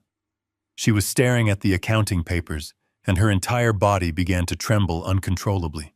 She recognized the official bank logos printed at the top of the pages. She knew exactly what I was showing them. I did not raise my voice, but my words cut through the quiet room like a razor blade. I told Aaron that his brilliant clinic administrator was not just incompetent. She was a calculated, ruthless criminal. I explained that my legal team had executed a comprehensive forensic audit of the primary clinic bank accounts. I told my son to look at the long list of massive wire transfers highlighted in bright yellow ink. I explained that for the past several months, Melissa had been aggressively siphoning the operational budget to a completely fake shadow corporation called Apex Lifestyle Management. Aaron looked completely horrified. He stared down at the highlighted numbers and then looked up at his wife. He asked her what Apex Lifestyle Management was, and his voice was completely trembling with fear. Melissa could not even look him in the eye. She stared down at the floor, completely paralyzed by the massive, undeniable proof of her absolute betrayal. I answered the question for him. I told Aaron that Apex Lifestyle Management was a fraudulent shell company completely owned and operated by his own wife. I explained that she had been billing his medical practice tens of thousands of dollars every single month for completely fabricated marketing and consulting services. I pulled out her personal bank statements and laid them flat on the desk for him to see. I showed him exactly where his clinic operating funds were actually going. I pointed to the massive down payment for her slate gray Porsche. I pointed to the thousands of dollars spent at high-end designer clothing boutiques and luxury weekend spa retreats. I explained that the reason his medical supply cabinets were completely empty yesterday was not because of a sudden, unexplainable banking error. It was because his wife was intentionally starving his medical practice to death just to fund her own endless vanity. She had completely ignored 2 months of critical vendor invoices, prioritizing her fake consulting fees over the basic sterile bandages he desperately needed to perform his job. I told him that the massive social media disaster he suffered yesterday was entirely orchestrated by the woman standing right next to him. The absolute unified front of their shared greed completely shattered right in front of my eyes. Aaron turned to Melissa, and his face twisted into a mask of pure, unadulterated rage. He realized that she had intentionally destroyed his precious elite reputation just to buy expensive shoes and luxury cars. He started yelling at her, demanding to know how she could possibly do this to him. He called her a thief and a liar. He completely forgot about the massive lawsuit she had threatened me with just 10 minutes ago. He completely forgot about his dead mother. He only cared about the horrifying fact that his wife had completely bankrupted his professional future. Melissa tried to desperately defend herself. She started crying and stammering, claiming that she only took the money because she deserved a proper luxury lifestyle for managing such a stressful business. She tried to blame Aaron, saying he was always too busy playing doctor with local celebrities to ever look at the financial books. They began viciously tearing each other apart right inside my office. The stress of the trap was crushing them, and they were turning on each other like starved wolves. I let them scream at each other for a few moments, watching their toxic marriage completely disintegrate under the crushing weight of the truth. Then I picked up the third folder. The heavy sound of the thick manila folder hitting the wooden desk instantly silenced them. They both turned back to look at me, completely terrified of what final nightmare I was about to unleash. I opened the final folder and slowly slid the official commercial foreclosure notices across the desk. I told them that the forensic audit was just the beginning of their punishment. I explained that because they had intentionally triggered the massive default clause in the operating agreement, I had formally exercised my absolute legal right as the senior secured creditor. I pointed to the top document and explained the brutal reality of their current situation. I told them I had completely seized total legal ownership of the dermatology clinic. I told them that the business no longer belonged to them in any capacity. I owned the building lease, I owned the intellectual property, I owned the expensive Italian marble desk, and I owned every single future patient receivable. Melissa desperately tried to find a way out of the trap. She pointed her shaking finger at me and tearfully claimed that she was going to use the emergency bridge loan to pay off the medical supply vendor and save the clinic. She told me the loan was already in process and the money would be deposited by the end of the day. I smiled a very cold, entirely genuine smile. I told her that she was completely delusional. I informed her that the alternative lending group had officially permanently denied her fraudulent loan application yesterday afternoon. I explained that the underwriter called my legal team directly because I was registered as the senior lien holder on the state commercial registry.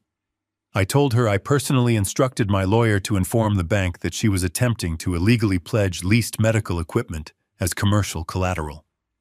Melissa physically stumbled backward as if I had just punched her directly in the chest. She finally realized that the terrifying phone call she received from the loan underwriter yesterday was entirely orchestrated by me.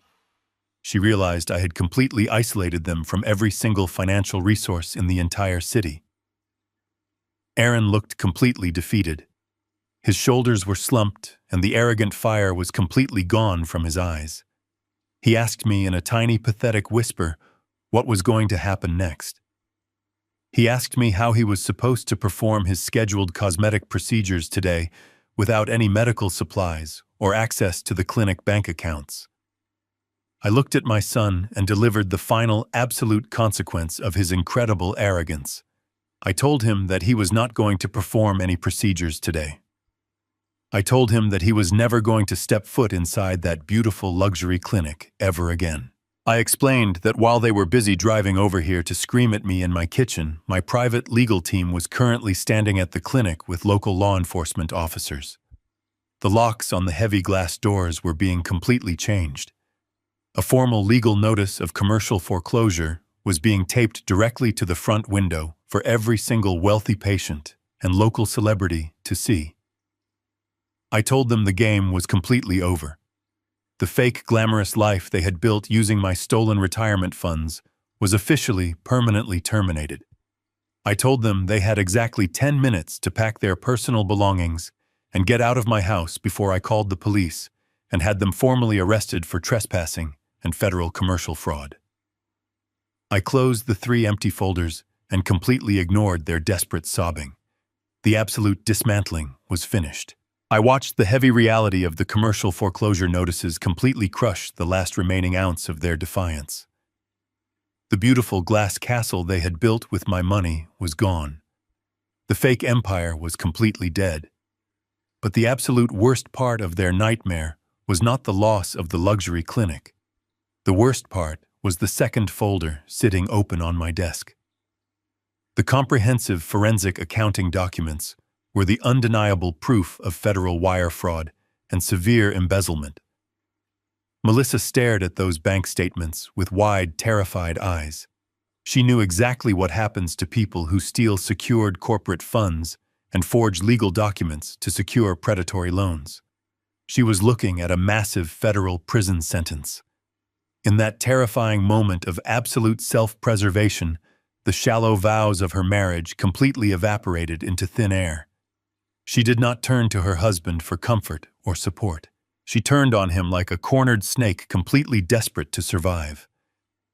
Melissa pointed a shaking finger directly at Aaron, and her voice became high and shrill with absolute panic. She looked at me and frantically claimed that Aaron knew absolutely everything about the shadow consulting company. She swore to me that he had given her complete verbal authorization to set up the fraudulent entity. She claimed that he was the one who told her to lease the expensive medical equipment because he wanted to keep the cash reserves extremely high to fund their lavish personal lifestyle. She was lying through her teeth, of course. She was desperately trying to distribute the massive criminal liability. If she was going to drown, she was completely determined to drag her husband down into the dark water right alongside her. She yelled that Aaron was the registered medical director and the primary owner on the corporate paperwork, so he was legally responsible for every single financial decision she made. She told me that Aaron was just playing stupid, and that he happily enjoyed driving the luxury sports car and taking the expensive vacations she paid for with the stolen money. She tried to paint him as the criminal mastermind, while claiming she was just a devoted wife following his direct orders. Aaron looked at his wife as if she had just physically stabbed him directly in the chest. The golden boy of the elite medical world, the arrogant dermatologist who truly thought he was completely untouchable, suddenly realized that his own wife was actively framing him for a massive federal crime. His face twisted into a mask of pure, absolute hatred. The shock quickly mutated into a violent, explosive rage. He stepped aggressively toward her, completely invading her personal space. He yelled that she was a toxic, delusional parasite. He screamed that he never authorized a single penny to go to her fake consulting firm. He reminded her that he was the one actually working grueling 14-hour days, dealing with the demanding patients, and building the medical brand while she sat in her imported marble office shopping for designer clothes online. He called her completely useless. He said she brought absolutely nothing of value to the business or to his life. He screamed that he only let her pretend to be the clinic administrator because she constantly complained about being bored at home and he was tired of listening to her whine. He told her she was nothing but a glorified receptionist who had completely destroyed his entire future out of pure selfish vanity. The words he used were incredibly cruel and deeply personal.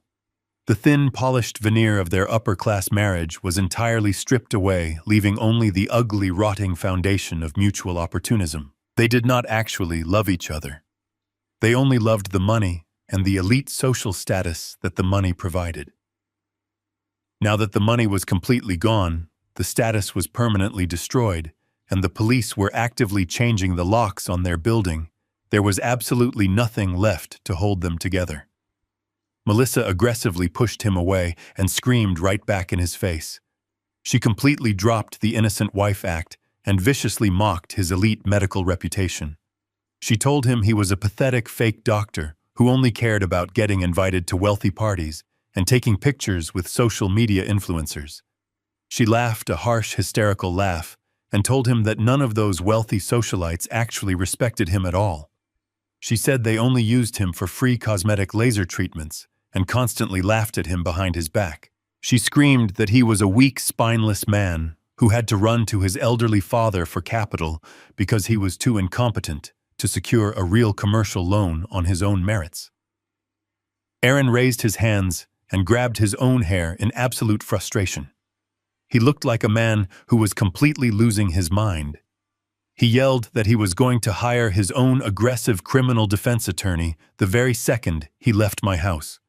He told her he was going to hand over every single personal email, every text message, and every financial password to the federal investigators to prove that she acted completely alone. He swore to her that he would gladly testify against her in open federal court and happily watch her go to prison just to save his own medical license.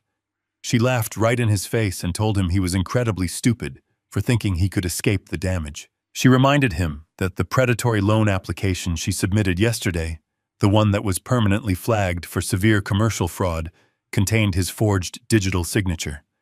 She told him the federal financial investigators would see his name stamped right on the fraudulent application, and they would never believe he was an innocent victim. She told him that because they were legally married, the authorities would completely freeze all of their shared assets, including his personal bank accounts and the luxury townhouse they lived in. She smiled a vicious, cruel smile and told him they were both going down together and there was absolutely nothing he could do to stop it. I sat quietly in my heavy leather chair and watched the spectacular, violent implosion of their shared life. I did not interrupt them. I did not try to calm them down or offer any parental guidance. I simply folded my calloused hands on the desk and observed the chaotic destruction. This was the true cost of unearned comfort. This was the absolute consequence of treating people like disposable resources. When you build a relationship entirely on a foundation of greed and vanity, the slightest pressure will cause the entire structure to violently collapse and completely crush everyone trapped inside. I thought about my late wife and the beautiful, strong marriage we had built over 40 years. We built our life on mutual respect, deep loyalty, and quiet sacrifice. We survived financial hardships and terrible storms because we actually valued each other more than the money. Looking at my son and his wife, I realized they had absolutely no idea what true loyalty even looked like. They completely forgot that I was even in the room. They paced back and forth across my home office, screaming terrible, vicious accusations at each other. They verbally tore each other to pieces, leaving absolutely nothing sacred untouched. I looked at the heavy brass clock sitting on my desk. The smooth second hand steadily swept across the face. The 10 minutes I had generously given them were almost completely gone. I slowly stood up from my chair. The simple movement caught their attention, and their chaotic screaming abruptly stopped. They turned to look at me completely out of breath, their faces flushed with extreme anger and pure terror. The heavy silence rushed back into the room, settling over us like a thick, dark blanket. I did not raise my voice. I spoke with the calm, steady rhythm of a man who was completely finished with a long, tedious job. I told them that their 10 minutes were officially up. I pointed toward the hallway leading to the front door. I told them to get out of my house immediately. I told them to take their toxic, pathetic drama out of my home and deal with the horrific criminal consequences of their actions on their own time. Aaron looked at me and his eyes suddenly filled with desperate, pathetic tears. He took a small, tentative step toward my desk. He opened his mouth to try and beg one last time, to try and appeal to the Father who used to love him unconditionally. He desperately wanted me to save him from his wife, from the federal investigators, and from the absolute ruin he was currently facing. He wanted me to make the nightmare go away, just like I had always done when he was a child. I stared right through him, completely unmoved by his tears. I told him that the protective father he was looking for was completely dead. I told him that he and his wife had killed that man the very day they decided my lifelong sacrifice was nothing more than a convenient automated teller machine to fund their fake reality. I told him I was just the senior secured creditor now, and the secured creditor does not offer emotional support or financial bailouts. I picked up my cell phone from the desk and held it firmly in my hand. I calmly informed them that if they did not turn around and walk out the front door right this exact second, I would dial the police and have them forcefully removed for trespassing. The absolute cold finality in my voice completely broke whatever remaining resistance they had left. Aaron slowly lowered his head. He looked completely hollow, entirely drained of his massive ego and his fake prestige. He turned around and walked slowly out of the office, his heavy footsteps echoing down the long hallway. He did not wait for his wife. He did not hold the door for her. He abandoned her just as quickly as she had betrayed him. Melissa stood there for a few seconds longer, clutching her designer handbag tightly against her chest. She looked down at the 3 folders sitting on my desk, the physical manifestation of her complete destruction. She finally realized that her arrogant assumption of my weakness was the most expensive mistake she would ever make in her entire life. She turned around and practically ran down the hallway, desperate to escape the crushing weight of her own failure. I stood alone in my quiet office and listened to the heavy front door slam shut. I listened to the separate sounds of their luxury cars violently starting in my driveway. They sped off in completely different directions, leaving behind a trail of dust and shattered illusions. The unified front of the thieves was permanently fractured. They had arrived at my home together, completely convinced they could easily bully an old man into submission. They left completely alone, absolutely terrified, and fully aware that their privileged lives were completely over. The trap had executed perfectly, and the absolute justice I sought was finally complete. I did not stay inside my quiet home after they drove away in their separate vehicles. I walked out to my old pickup truck and drove straight to the upscale medical district. I needed to witness the absolute finality of my legal strategy executing in the real world.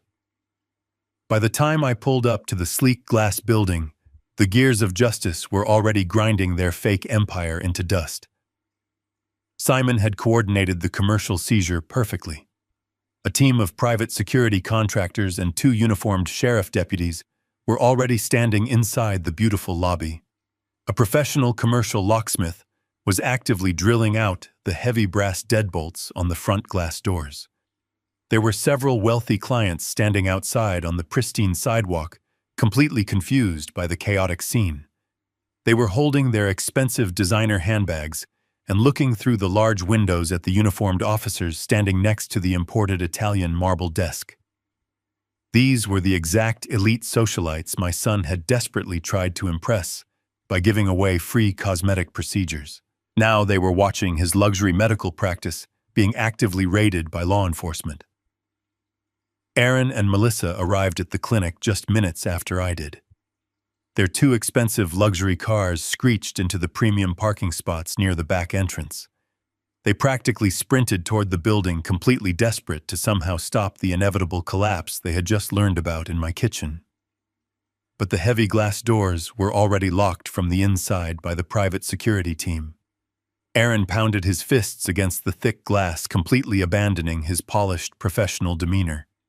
He saw his wealthy clients staring at him from the sidewalk, and his face flushed with intense humiliation. He desperately tried to put on his charming medical visionary smile, but he was sweating profusely, and his expensive designer shirt was still completely wrinkled from our intense confrontation. He loudly shouted through the glass, trying to tell his patients that it was just a minor administrative error and that his clinic would be fully operational in a few short hours. I instructed the head security guard to open the door just enough to let my son and his wife step inside the lobby. I wanted this absolute dismantling to happen exactly where they had built their massive lies. Aaron stumbled into the room immediately, trying to take control of the narrative. He pointed at the uniformed deputies and aggressively demanded that they leave his private property. Simon stepped forward from the shadows, holding the thick stack of official court-ordered foreclosure documents. He did not speak quietly. Simon has a voice perfectly trained for a loud courtroom, and he utilized it flawlessly.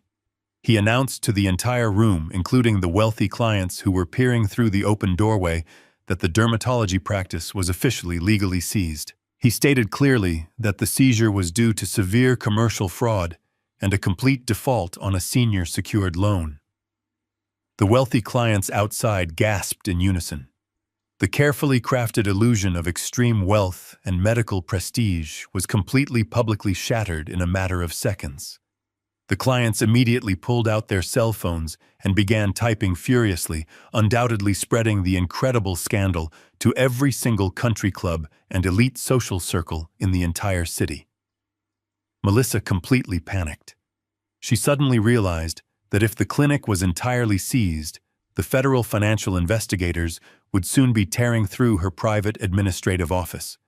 She knew her computer hard drive contained all the fraudulent invoices and the digital banking transfers she had used to embezzle my money. She desperately tried to dart past the private security guards and sprint down the pristine white hallway toward her office. She screamed that she needed to collect her private medical records and her personal belongings before anyone else touched her desk. A large uniformed security guard stepped effortlessly into her path and firmly blocked the hallway. Simon looked at her with absolute disgust and calmly delivered the brutal legal reality. He informed her that every single item inside the entire building completely belonged to the private holding company. He told her the commercial lien covered her computer, her physical filing cabinets, and the imported marble desk she used to hide her crimes. He clearly warned her that if she attempted to touch a single piece of corporate property, she would be immediately arrested for evidence tampering and federal theft. Melissa physically recoiled as if Simon had struck her. She looked around the lavish waiting room she had personally designed and realized she was a complete stranger in a building she used to rule. Aaron slowly turned to look at me. I was standing near the back wall watching the entire pathetic scene unfold with absolute cold detachment. He walked slowly toward me, his eyes completely begging for a final shred of parental mercy. He lowered his voice to a pathetic whisper and asked me how I could possibly do this to my own flesh and blood.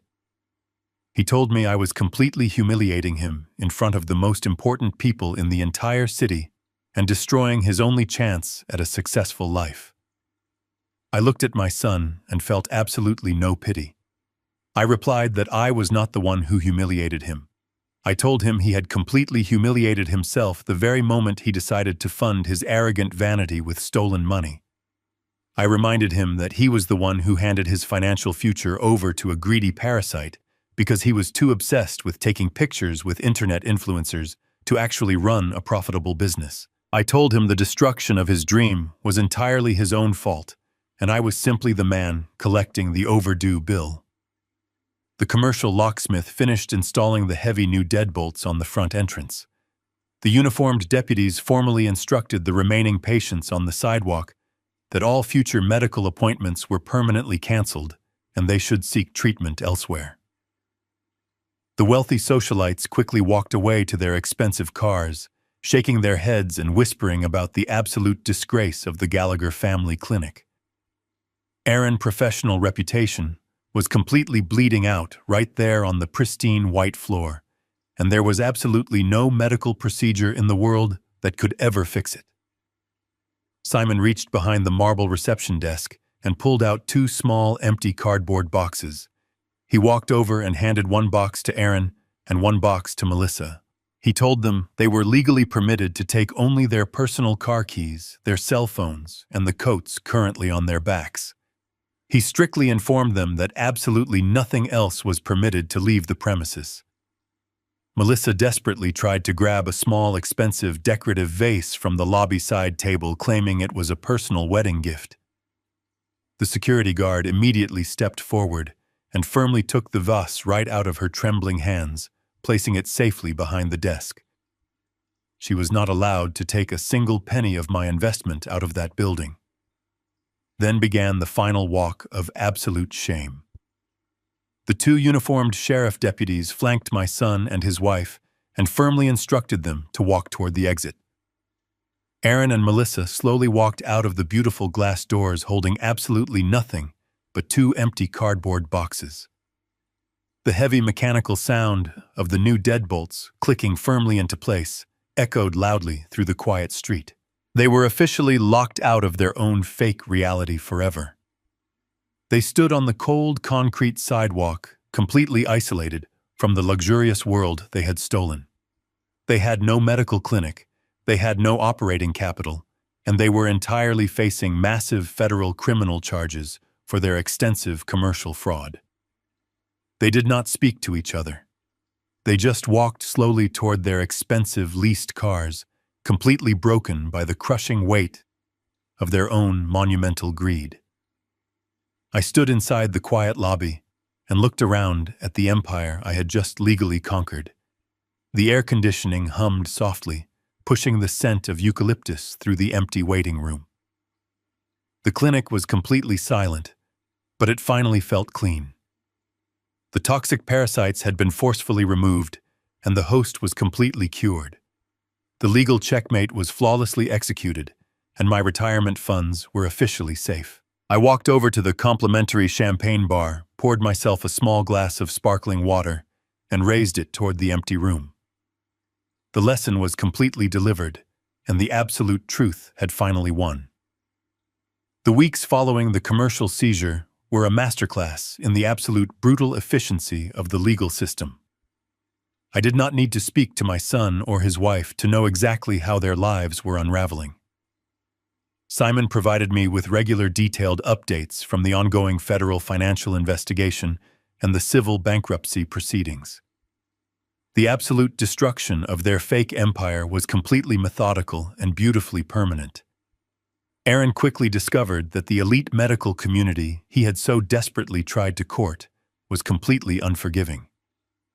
The viral video from the humiliated internet influencer had permanently stained his professional name. No private luxury practice in the city would even consider hiring him. The wealthy socialites who used to drink his complimentary champagne now openly mocked him at their exclusive country clubs.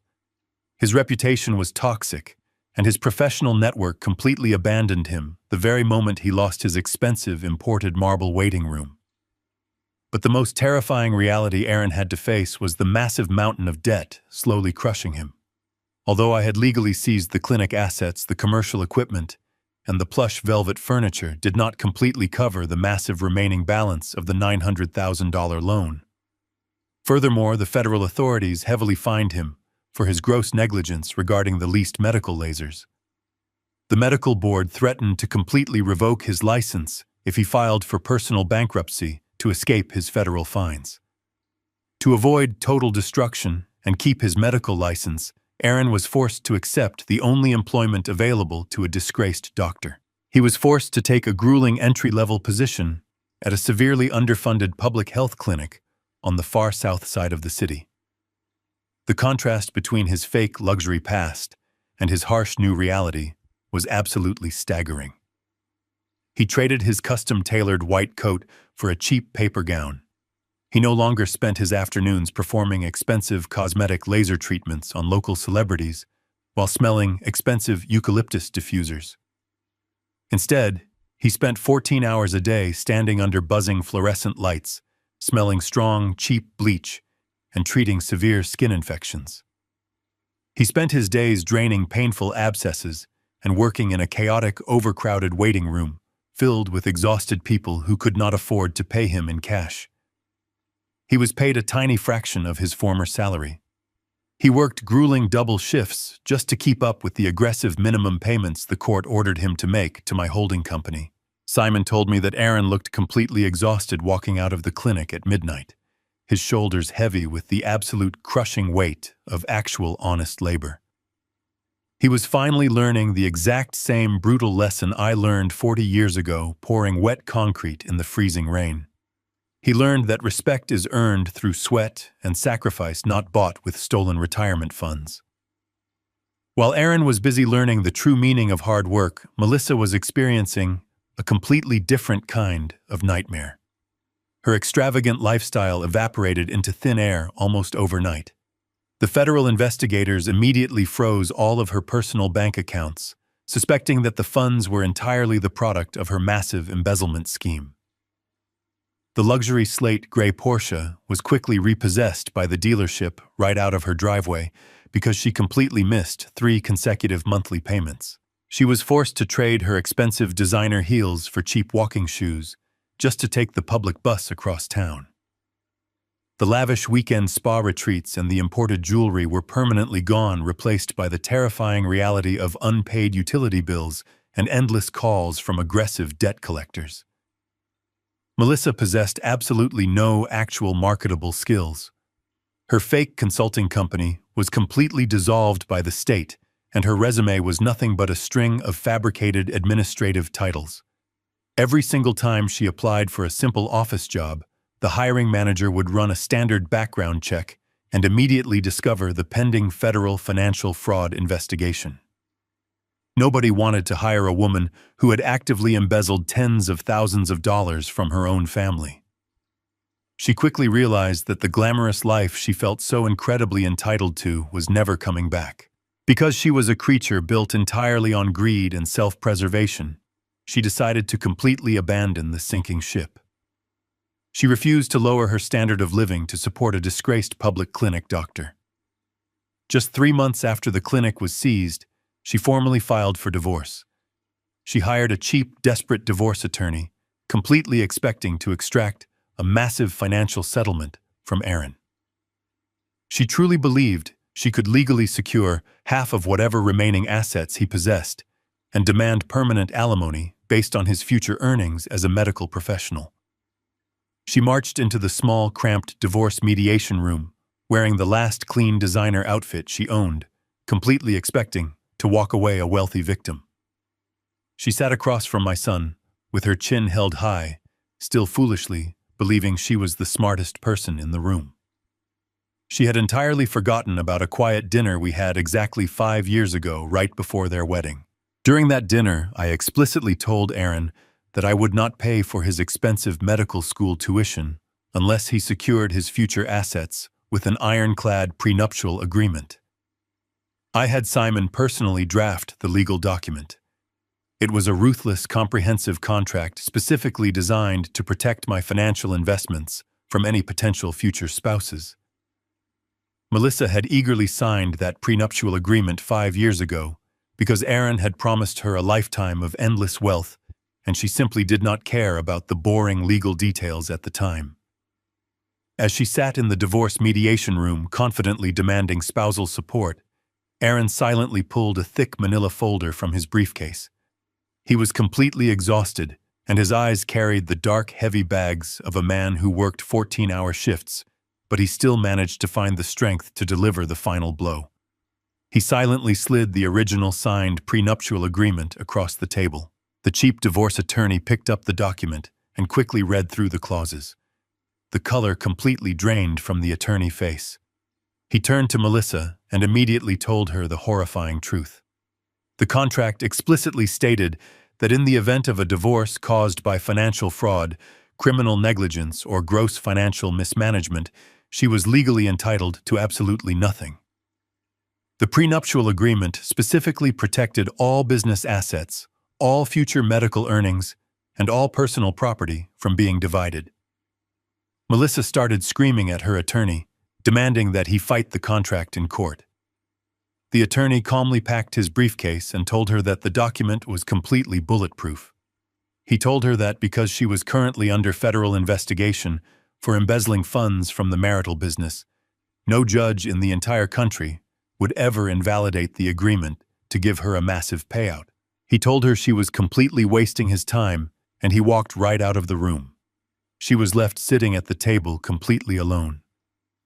She would receive no alimony.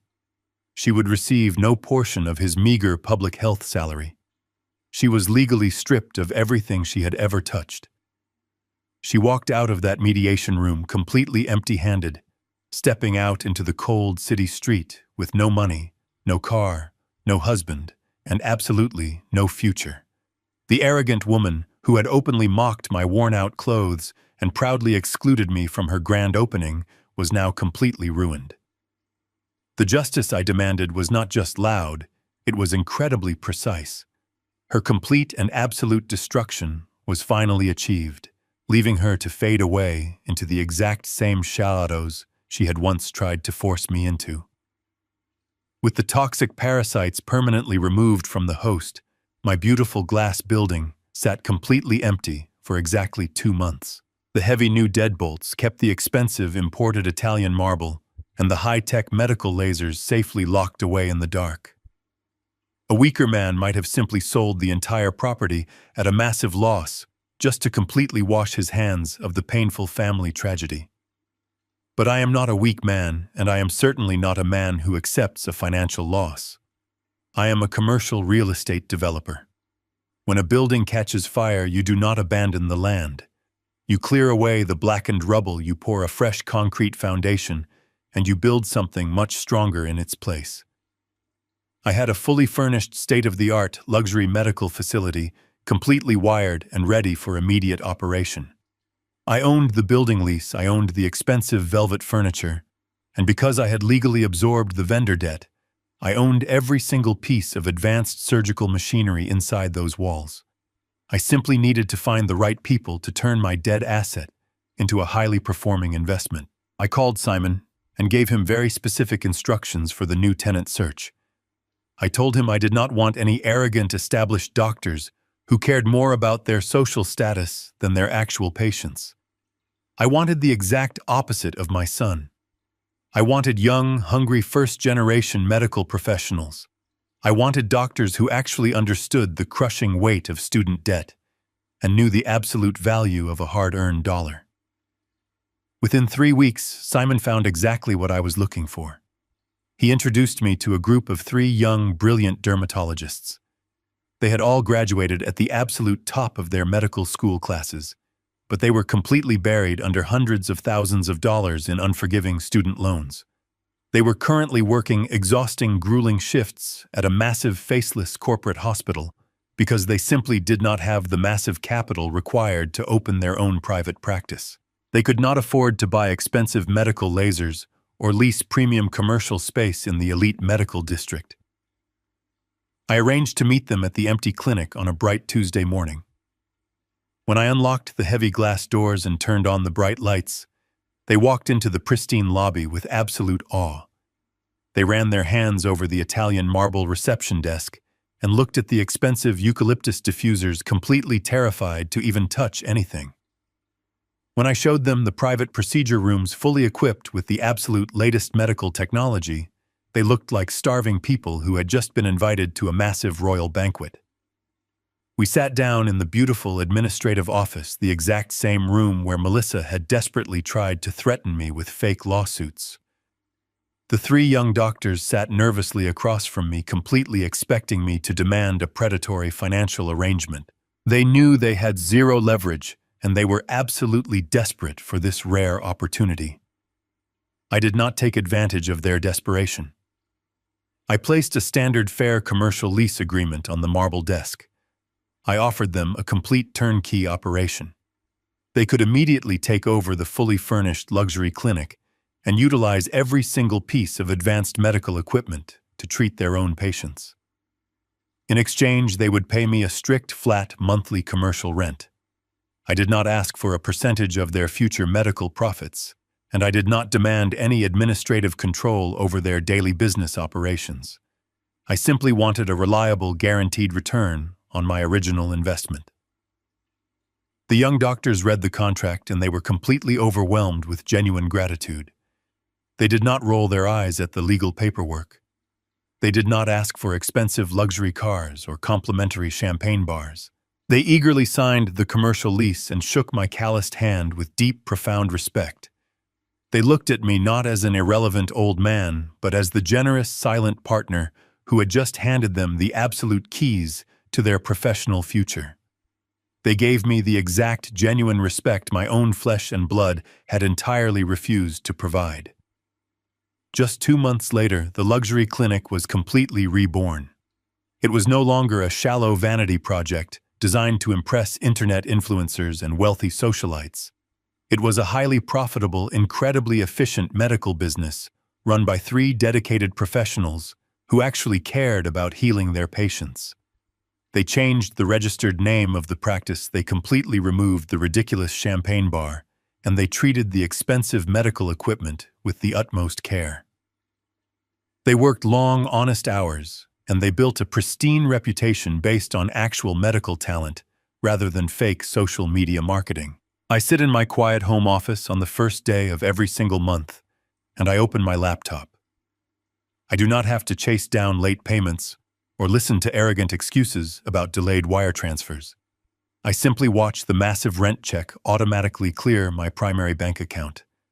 That monthly rent completely replaces the retirement funds my son and his wife attempted to steal from me.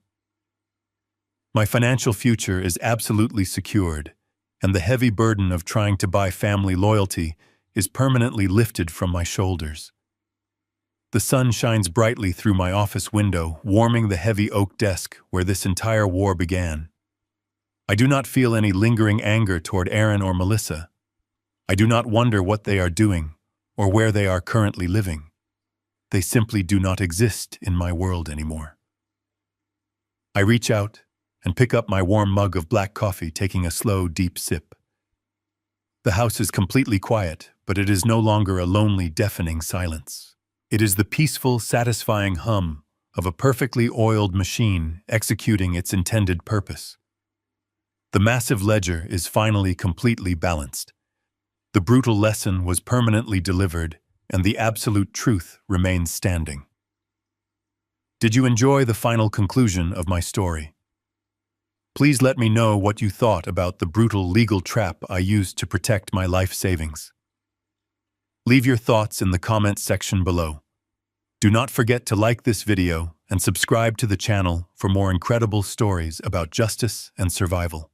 Thank you for listening, and I will see you in the next life story.